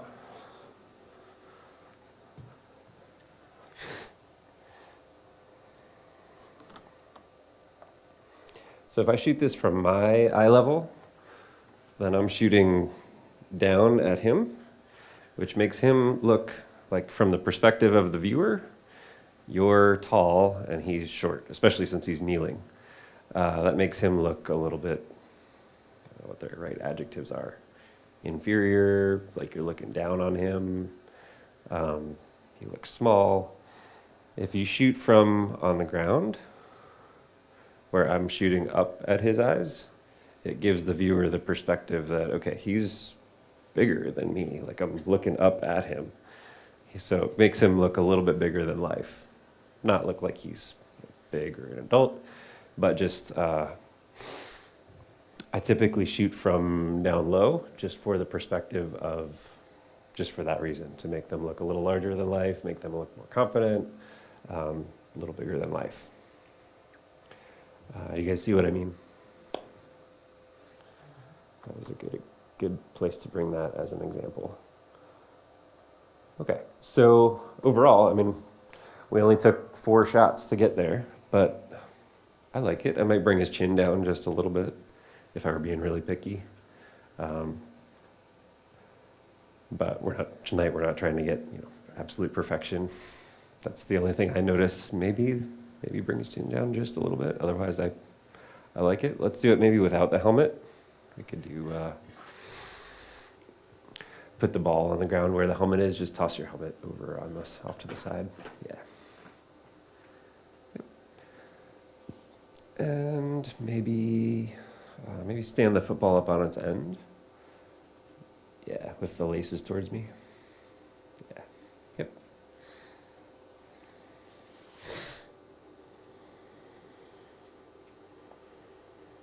Yep, and bring your chin down just a little bit. So I find myself having to tell clients that often because I'm often shooting from down low. And so they tend to look straight out ahead.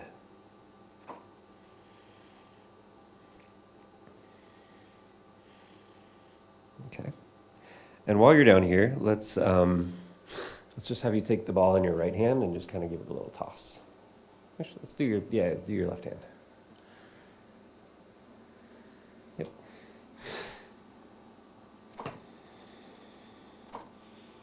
Yep, let's do it again, because we gotta wait until the ball is in exactly the right spot. So this is a little bit of hit or miss, trial and error. So just kind of toss it up. Yeah. See if you can catch it.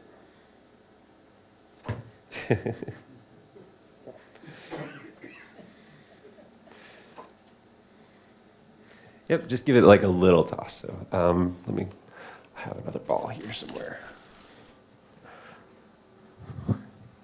There it is. So just mirror me. So just like a little toss. Yeah, perfect.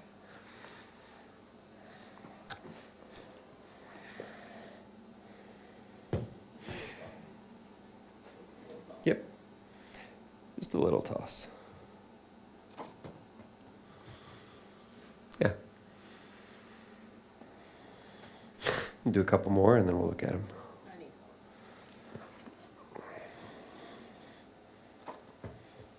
Yep, let's do it from your left hand kind of out here. And see if you can catch it without looking. This is a test. Okay. Okay, do it 2 more times and then we'll call it.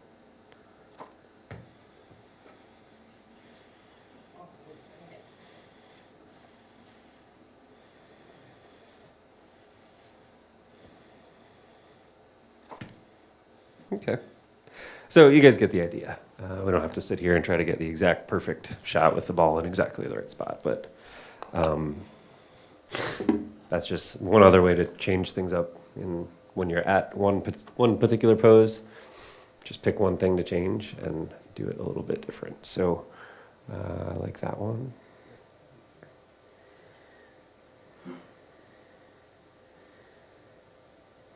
Yeah, the rest of them, the ball ended up in a little bit weird spot, but we got one keeper. Yeah. Okay, and then the ones of him just kneeling with the football. Same kind of thing, it's just variety.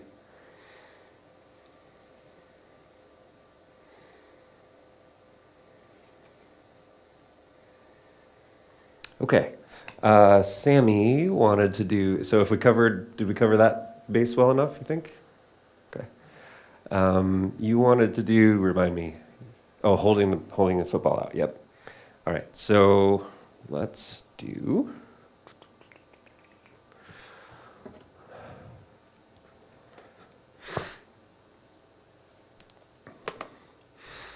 I'm going to switch to a wider angle lens. So that was my 70 to 200. I'll just mention lens choice for studio and portraits. I like to be back farther of a narrower field of view because the backdrop is only so big. And so if I can get a narrower field of view, then I get less risk that the a light or the edge of the backdrop is going to be on the edges of my shot. That in addition to just the kind of focal length of, this was at, what was this taken at? Well, I'm not going to look it up, but 72 to 200 is a great portrait focal length for its compression. So that's why I pick it. But this shot, we're going to do something that's kind of the opposite direction. We're going to make his head look tiny, the ball look big. So take 2 steps forward. So what lens is that? So this is a 24 to 105. I could use my 17 to 40 if this ends up not wide enough, but I think it'll be okay if we go all the way at 24. But my tether cable is not quite long enough.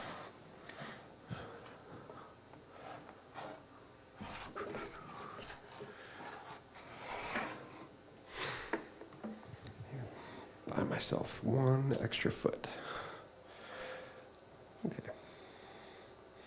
Yep. All right, so take 1 step forward so that your rim light is in the right spot. We're good there. All right, so now he is standing again. So where do we need our main light? Up higher, yep.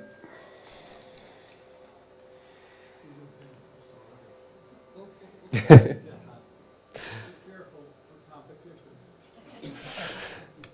Okay, so let's try this just as is without making any lighting changes.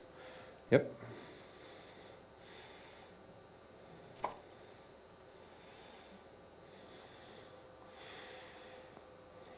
Let's see, do I want to do...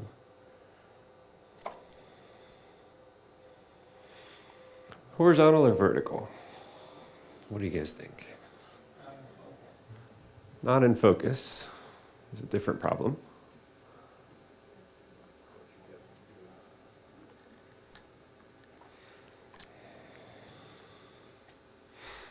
I kind of like the horizontal one. What do you guys think? Show of hands. Horizontal? Vertical? Okay, it's about 50-50. All right. Yep, I was getting the wall on that side. Yeah. Okay, so just hold the ball out like you were before. So these were just test shots just to see what we liked and how lighting was doing. Take 1 little step forward.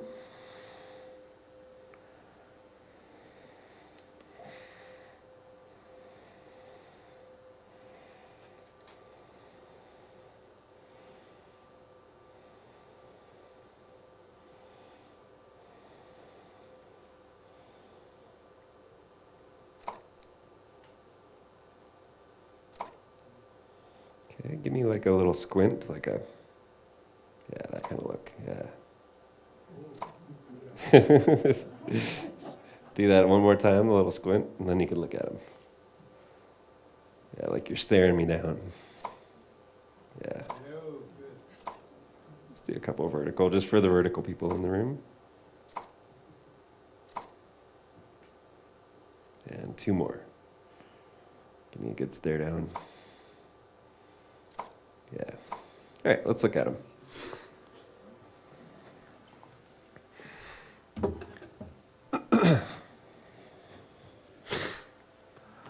do you always use eye focus? I 90% of the time use eye autofocus, yeah.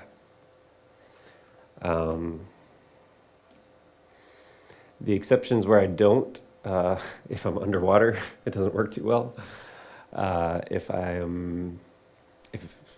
If he's got a helmet on, like in the helmet shots before, I wasn't paying close attention that those were like perfectly in focus, but sometimes if you've got stuff in the way, the camera can't see his eye. Like that one is probably fine, but some of these ones where you can't see his eyes as well, yeah, the camera might lose it. But yeah, 90% of the time I trust the camera to be right about eye out of focus, and I'm watching it on the back of my screen to make sure it actually catches his eye. Okay, what do we think? Maybe those are a little too squinty, but I like that one. If we crop it in just a little bit.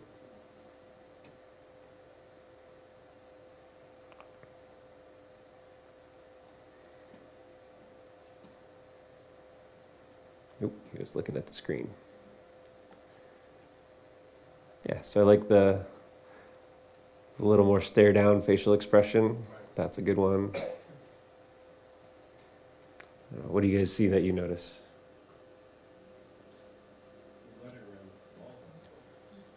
Lettering on the ball is out of focus. That was intentional.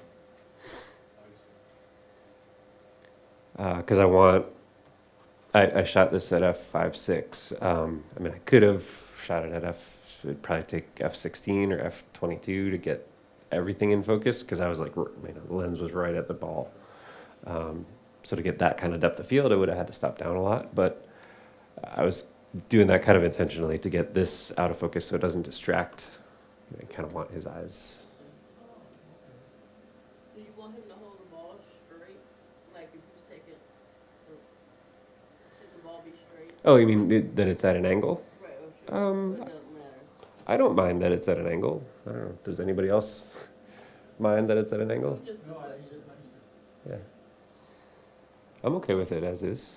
I think, you get a little bit of his jersey. I was trying to get the ball in the right spot where it's not, blocking his whole upper body.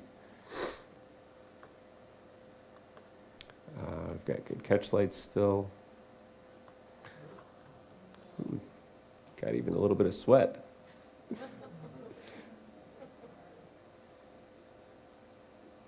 Okay.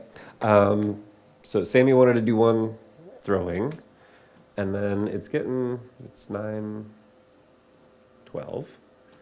I think we end at around 10. Okay, so we got 45 more minutes. So I've got one totally different thing that I want to try at the end that's a little bit experimental. So, if you're getting tired of, okay, rim light, if this is getting boring, rim lights, key light, I get it. We'll do something different at the end, so give you a little variety. But let's do what Sammy was asking about, which is a throwing shot. So that eye focus that you were just saying, so can you see what it was focused on when you do a preview? Or it Yeah. illuminates, So on my Canon, I know that folks on the live stream are not going to be able to see this. Let me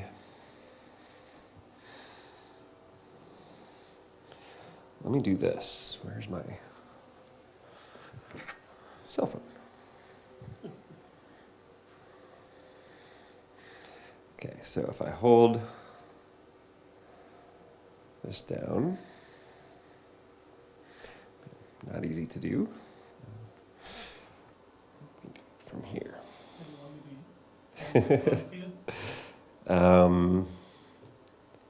I got it. And now we're taking a picture of the back of the phone for those on the live stream. Picture's out of focus on my phone, but you'll be able to see the little box.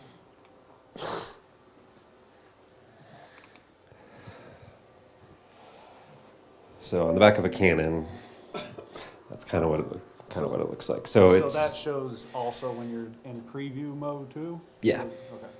So when as I'm clicking the shutter button, this will move around it'll follow his eye, and I can see, okay, there's a little blue box on his eye, and it's moving with him if he's moving. So that's how I make sure that it's, not thinking that the football is his eye or something else. At least that's how Canon works. You can see it. I think other brands work similar, but I've always been Canon. Yeah.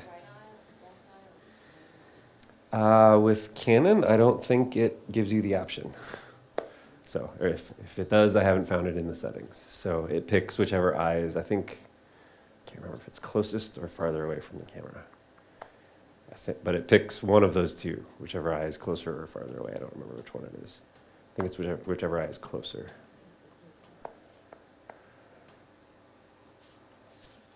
Other questions? How tall are your ceilings in your studio? In my setup, so my studio is the finished basement of my house. And so it's probably about like this. So do you run into troubles with taller students? Yeah. Yeah, that's especially when I'm trying to shoot from a low angle. I'm often shooting up into my ceiling.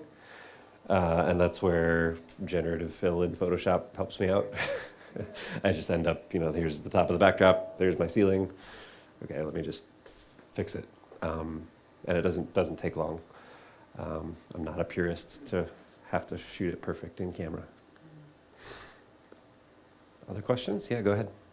When you're shooting at 1/160th, Mm-hmm. do you ever get any blur if they're doing more motion? Yeah, great question. Yeah, if he was doing motion, if he was, like I was thinking about maybe doing a shot where he's kind of like running across the field, and in that kind of shot, you would get a little bit of motion blur at 1/160th.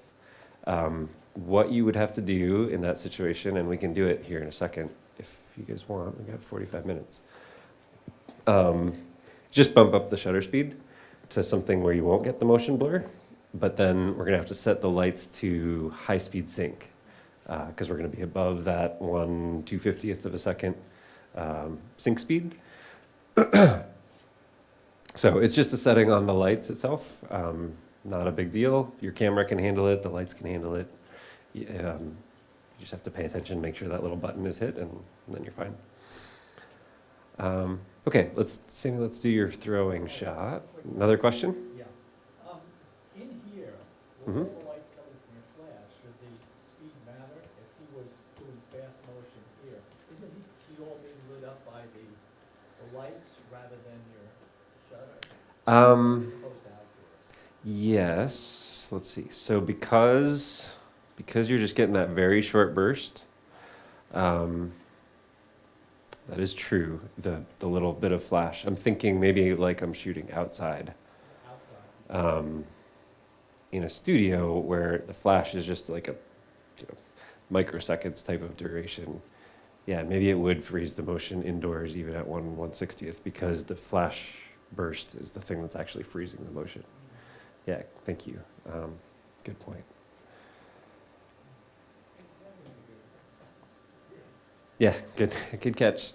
So yeah, I do a lot of shooting outside, and so if I'm shooting an athlete like on a real field running, that's where I'm trying to go to a higher shutter speed. But it's because I will get some motion blur because the sun is not that quick burst. All right.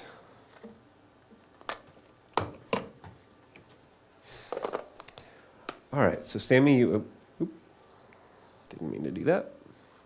So you wanted to do a shot where you're kind of like throwing. So let's ask the client, do you think like something from your waist up, something full body where we see your feet? What do you think? Do you want like full body where you see your feet too, or do you want to just be like from here up? From here up, okay.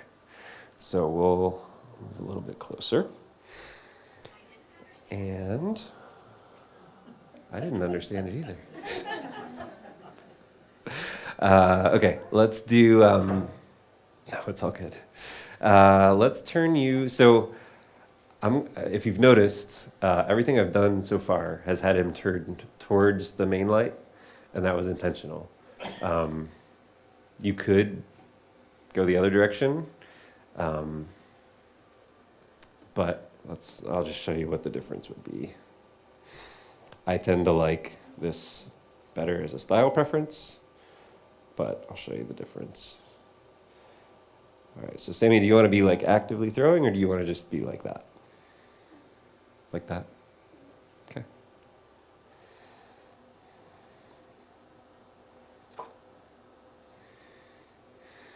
All right, take one step forward. Yep, good. Okay. Give me your gritty, like, stare down face. Yep. Like you're gonna throw the ball and smash my face. Good. Okay. Shake it out a little bit. Yep. Then do it again.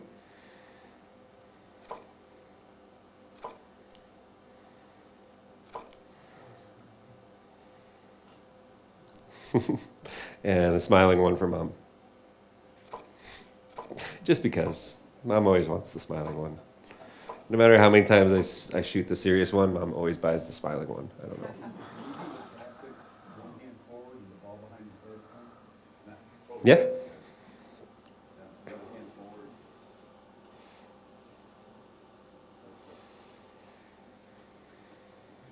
Put the other hand forward. Your left hand, yeah. Like it's pointing towards where you're going to throw. Mm-hmm.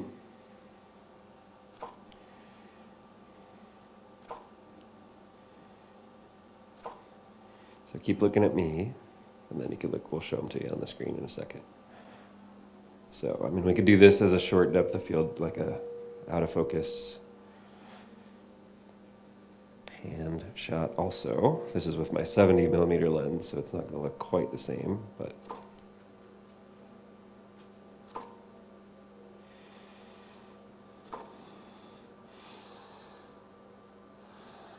let's go. Point your hand down towards me. Like just move it down, yeah. Yeah. Point it out at me. Yeah. Up just a little bit higher. Good. And bring the ball towards your shoulder just a little bit more, yeah.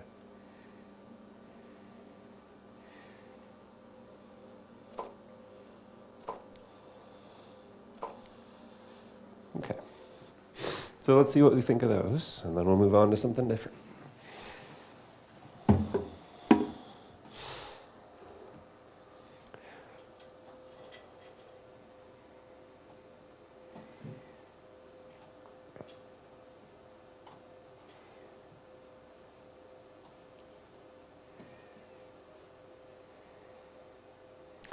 So I don't know about you guys. I mean, I think I like maybe the ones where his hand is a little closer, like bigger in frame. Then these look a little bit more just sort of snapshotty.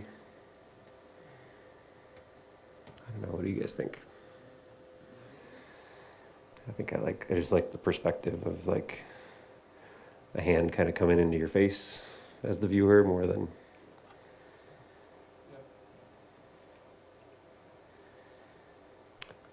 We lost a little bit of this, it looks like we lost a little bit of this rim light on his hair. Maybe, because he's standing up. He's a little bit farther back, so it wasn't getting, if I was doing it again, I'd probably move the rim light a little bit so that it catches just a little bit more of his hair. Separates that from the background a little bit.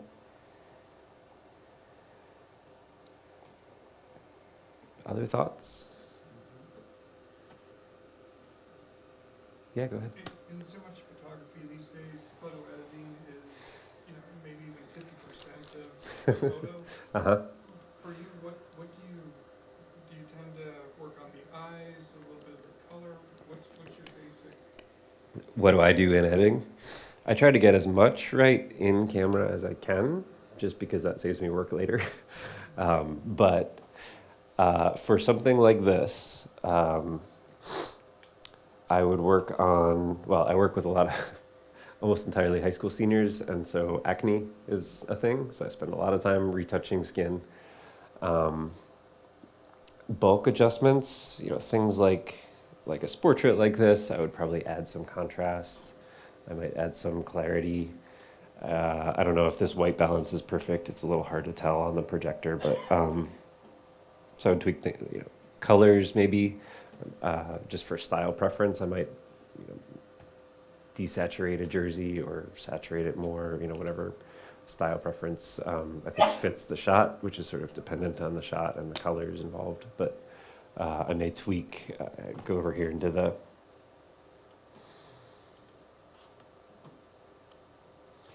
this color editor and tweak, the saturation or brightness of the different colors a little bit differently. Skin tones I would probably work on just to make sure they look natural and not overdone.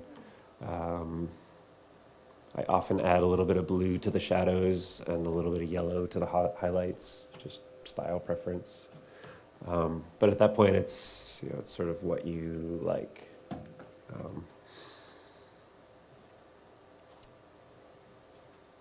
You mentioned eyes, sharpening eyes is a good one. What else?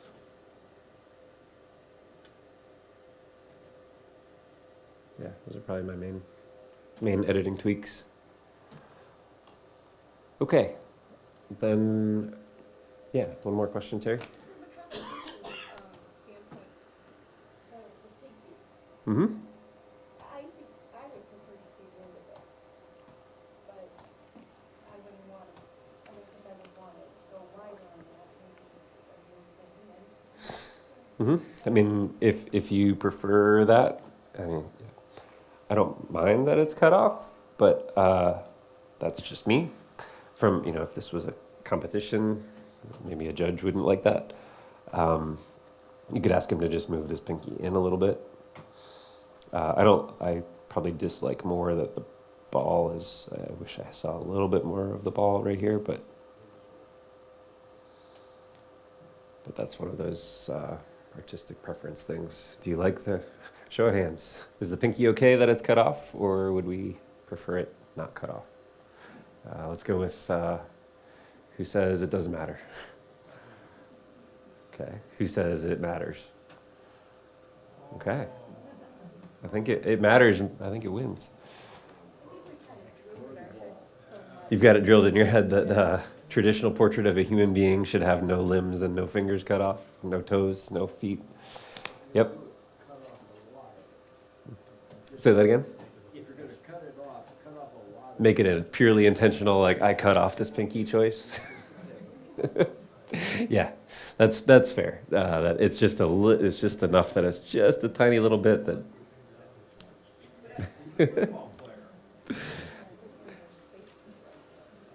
Yeah. Making this wider. I mean, I think it's good the way he is. Maybe you would just move if I saw that in camera and I was worried about it, I would just ask him to redo it and move his pinky in, or maybe when he puts his hand up again, his pinky wouldn't be as far out. Maybe he would just naturally do that. Okay. Then let's wrap up with something totally different. Is there anything else that anybody wants to see, or any questions that you guys have? Anything that we've talked about so far or covered, or any shots that we've done that you guys have questions about or want to go back to before? Next thing we're going to do is like totally different lighting style. So How much time do you usually actually spend on post-processing for like stuff like acne? way more than I spend shooting. If I edit a session, I usually assume if it's like a 2-hour session and I'm editing, let's say that package includes 12, I'm probably spending 20 to 30 minutes each on each edit. And if I'm spending 2 hours shooting, I deliver 12 digitals, and if I'm spending half hour each, that's 6 hours editing for 2 hours shooting, so like 3-to-1 ratio. And that's not culling, that's not, client emails, stuff driving to and from, it's just, editing. Do you use like a whack-on tablet or something like that? Yeah. Yep, so for editing, I'll do like the bulk edits, the macro edits, anything that's not super in the details, I do it in Capture One. And then I'll bring it into Photoshop to do the things like acne or flyaway hairs for the girls, or swapping basketball hoops with swishing balls or stuff. Yeah, I do the detail work in Photoshop. I do the macro stuff in Capture One.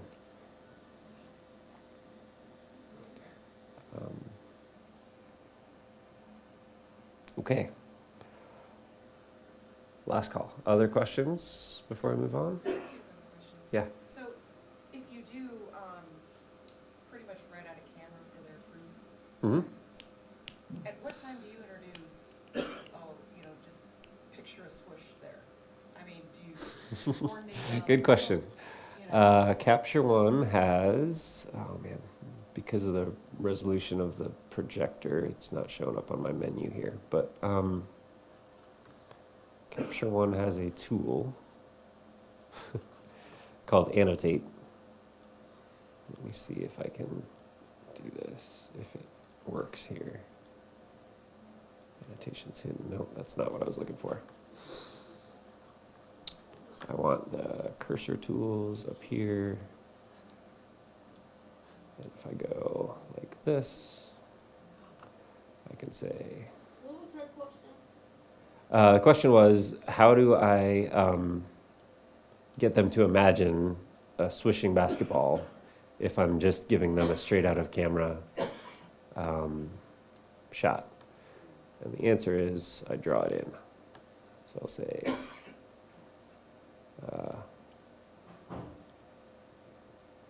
I have a Wacom tablet, I'll do a rough sketch and say, swish.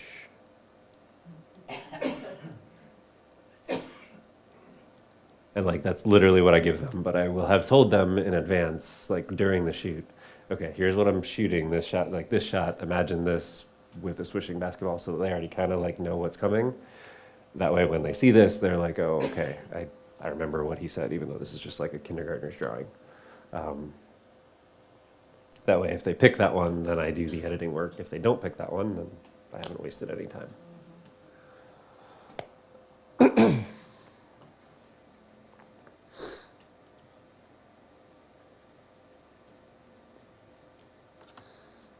And I use that stuff for stuff like, I don't know, for other photography. Like if there's a car in the background that like, okay, I love this shot, but I don't love that there's a car or a parking cone or a trash can or something in the background. I'll just like circle it and say, okay,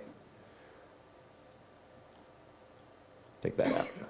That way they know what I'm going to do before I do it. And if they wouldn't have picked that shot because they didn't like that there was a trash can there or a parking cone or whatever, we're all on the same page.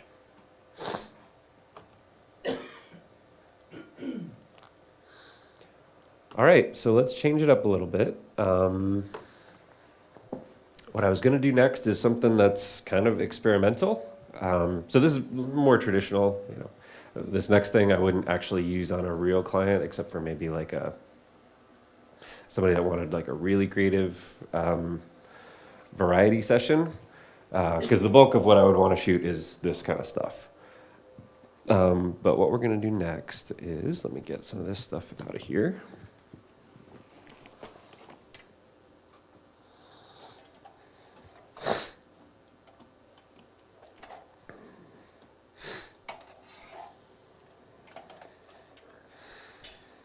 Okay, so these are not my lights.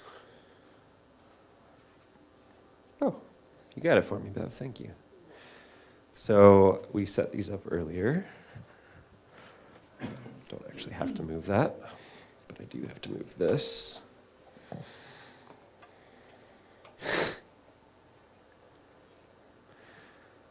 All right, let's see, are those about equal? I think so. All right.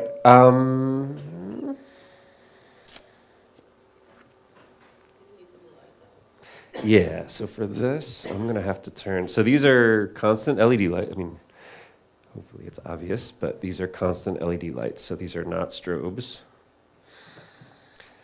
And what I wanted to do is use this for a little bit of shutter drag. To get some motion in the shot, and then we're going to use the flash to freeze him in a particular spot at the very end of the shot. So I'll show you what I mean. But can we turn all of the lights off in the room?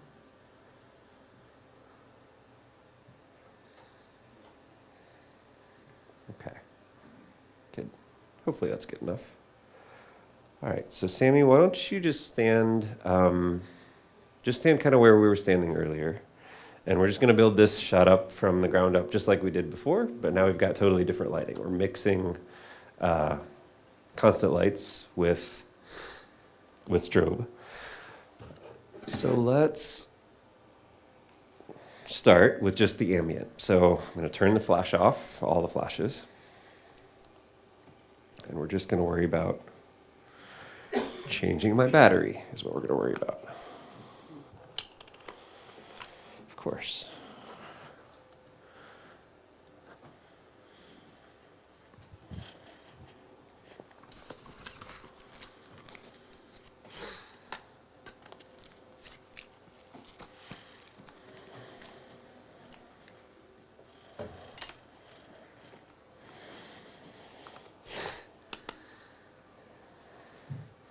Okay, and we're back.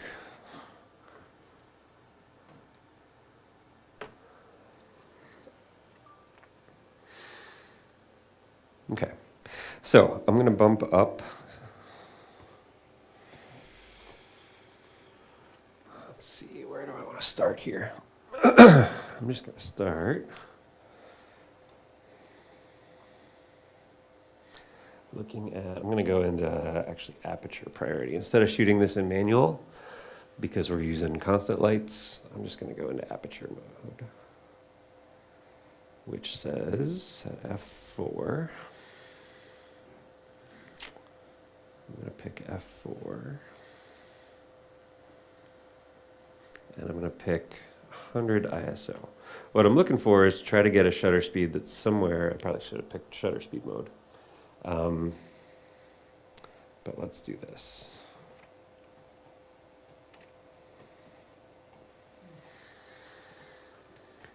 Okay, so we got some motion blur. That's good. Part of what we're looking for.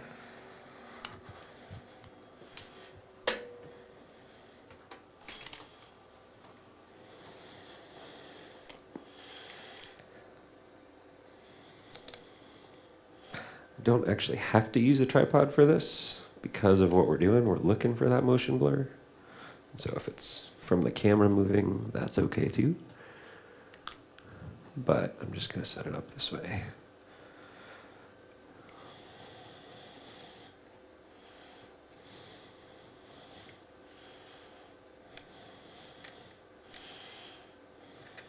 Are you using like front curtain or, what's that? Front curtain, can't think of the right terminology. Front curtain or back curtain, whatever that, I am going to be using, I think, rear curtain. You can do it either way, okay. what I'm trying to do here, but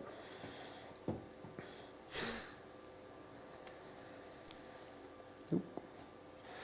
This lens is, I should have brought my tripod mount. Heavy lens. I'll use this smaller one. This is, I'm going to go with about the same focal length, but we'll go at the long end of this lens is like 100, 105. This goes up to 105. That was my 70 to 200, and I was using it somewhere down at the lower end of its range.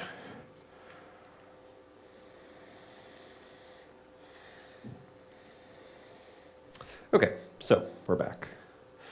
We got a new battery.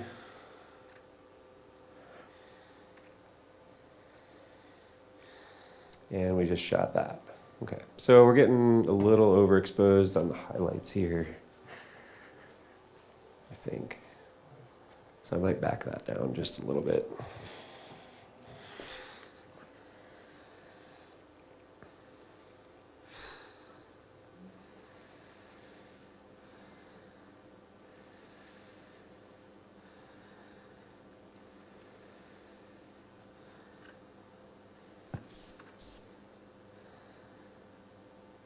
It's a little better.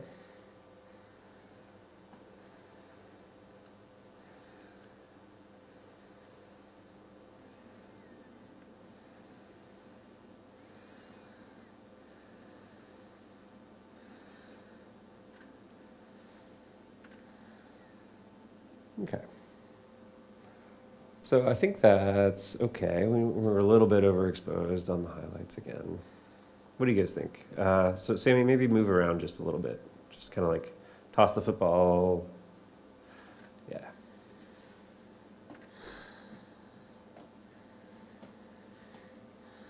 Okay. What do you guys think? Would you reduce the exposure more to get the 8 even lower, or do you think that's okay? Looks okay? Okay. All right, so this is what we're trying to do. I want to blend this now with freezing him at one spot at the very end. And it could be at the very beginning. Doesn't really matter. So now let's turn the flashes back on. It sort of depends on what we're asking Sammy to do, whether beginning or end makes the most sense. And I'll show you what I mean. All right, so I'm going to turn the rim flashes off so that all we have on is this guy right here. And let's see, I want to move it a little closer to him.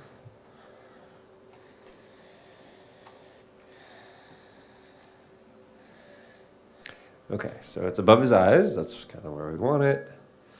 It's a little bit off to the side so that we get a little bit of shadow on one side. I'll probably face him a little bit more towards the light just because that's my preference. And now we have to find what flash power is the right one for this setup that we're in. So we're still at f5.6. So it might actually be the same, but let's take a shot and see how it turns out, and we'll tweak from there. Okay, so you can move around just a little bit, Sammy. Yep. Okay. So exposure-wise, it was close. The flash maybe could go up just a little bit.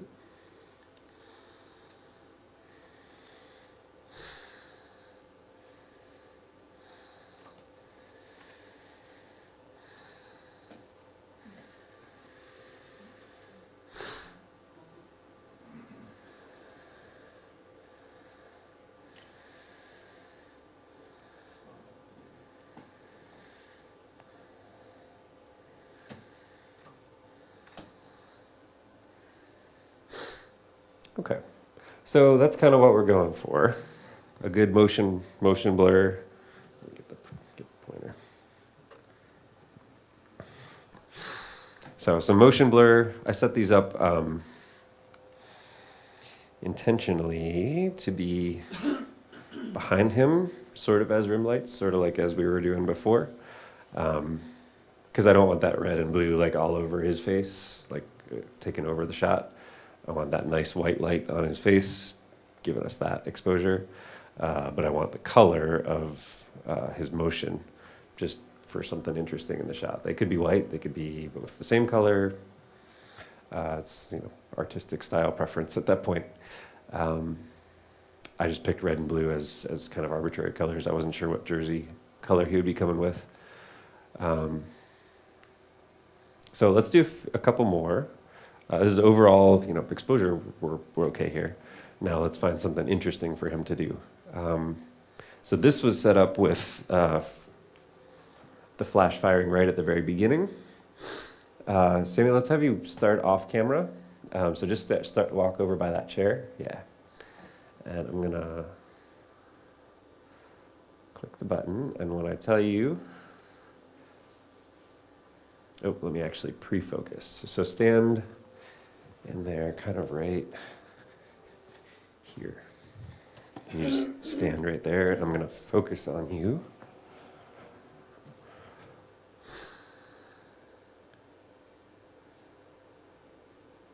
Okay. All right, so focused on him. I'm going to switch it to manual focus right there. Lock it in. Okay, so now, Sammy, you can walk over by the chair over there. And as soon as you hear this click, I'll give you a 3 count. I'm just going to have you walk. Let's just have you kind of like walk in and then stop right here. Okay? And as you stop, Just kind of look straight up into the light. Yeah, with the football. You can just kind of carry it, or you can toss it, either way.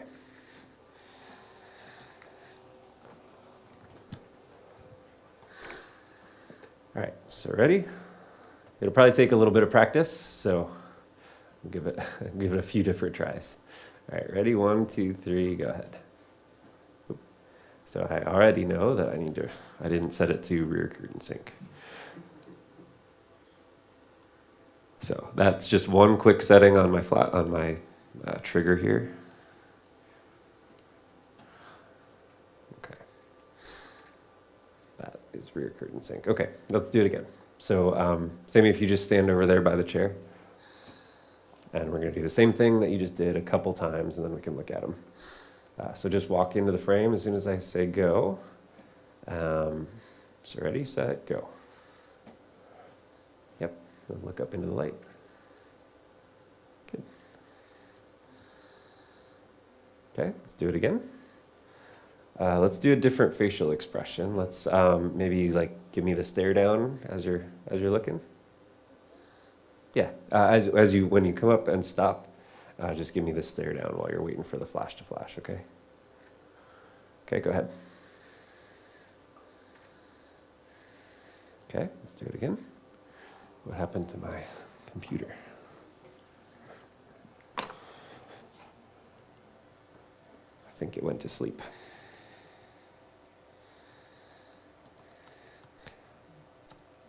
Hope the live stream folks are still.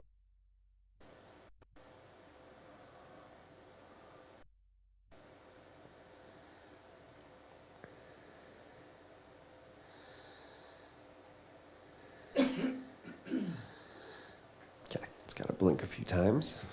All right, let's do it a couple more times, and then we'll look at them.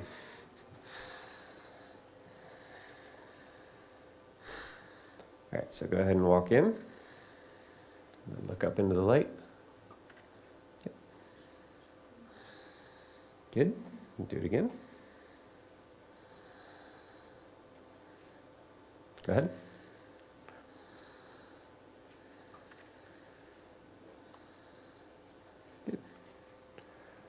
Okay, so you guys see what I'm kind of going for. We don't have to do this ad nauseum. This is going to take some trial and error, but just something different that you can do using both ambient light and rear curtain sync. You could do it with front curtain sync too.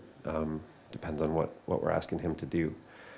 I think like front curtain sync would be, if you were down like this, you might want to start with the flash and then have him do his motion after the snap. That might be something where you'd want the flash to start right at the front. But what questions do you guys have about this? Pretty interesting. Yeah. So something experimental, like I wouldn't do this for every client. Just something that, if you want to take some creative liberties and do something that differentiates you as a photographer, or just is fun to mess around with. I mean, you guys could figure out lots of different ways to make cool shots like this, just for fun. So, wanted to give you guys something different.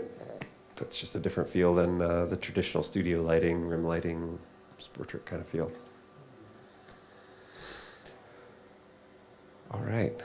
I can't wait to go home and do this. Good. That's good to hear. That's what I was hoping for. So, again, doesn't require a lot of gear. I said it at the beginning, and so I'll end here saying also anything that we've done here tonight,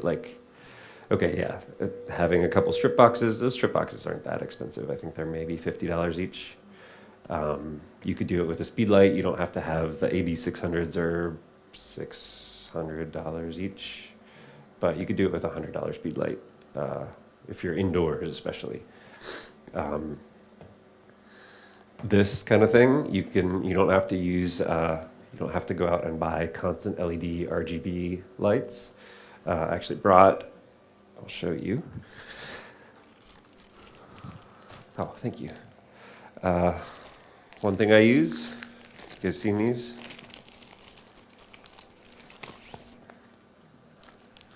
page separators. Any kind of light, you can wrap this around a page, like wrap a page separator around a normal light bulb and do what we just did.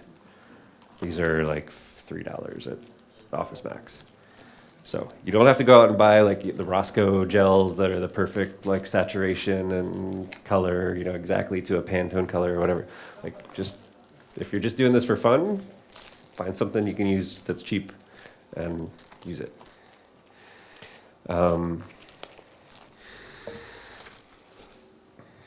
You could even do it with light painting. If you, I know the CPS teaches some stuff about light painting sometimes. Do it with light painting. Make some light paintings behind him and use a flash to just light him up. There's all kinds of creative stuff you can do with sports. So I'll wrap up there unless you guys have more questions. One last question for me. Yeah. You mentioned in the beginning that you self-taught on YouTube. Yeah. Any YouTubers that you really like their style or? I like Jason Sterling a lot. He's a portrait kind of guy. He does a lot with like fog and cool lighting and like different effects. He uses lasers. He just finds all kinds of creative ways to like use light to make his work stand out.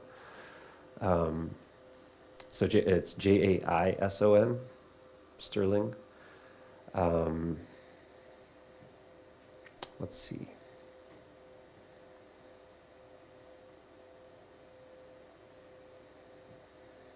Who else comes to mind?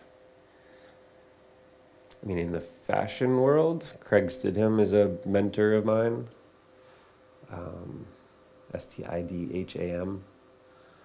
Nothing to do with portraits, though. He won't touch sports. Who else in YouTube?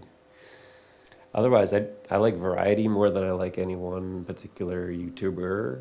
I'll just watch, you know, whatever I can find out there, and either I like it or don't. But yeah. Just a curiosity question. You mentioned that you get more of the boys. Yeah. Do you get more of the guys that are into sports, or do you get the ones that are just in infantry? I'd say maybe half my clients have some kind of sport that they do, whether it's guys or girls. Let's see. Out of the guys, yeah, maybe more of them play sports.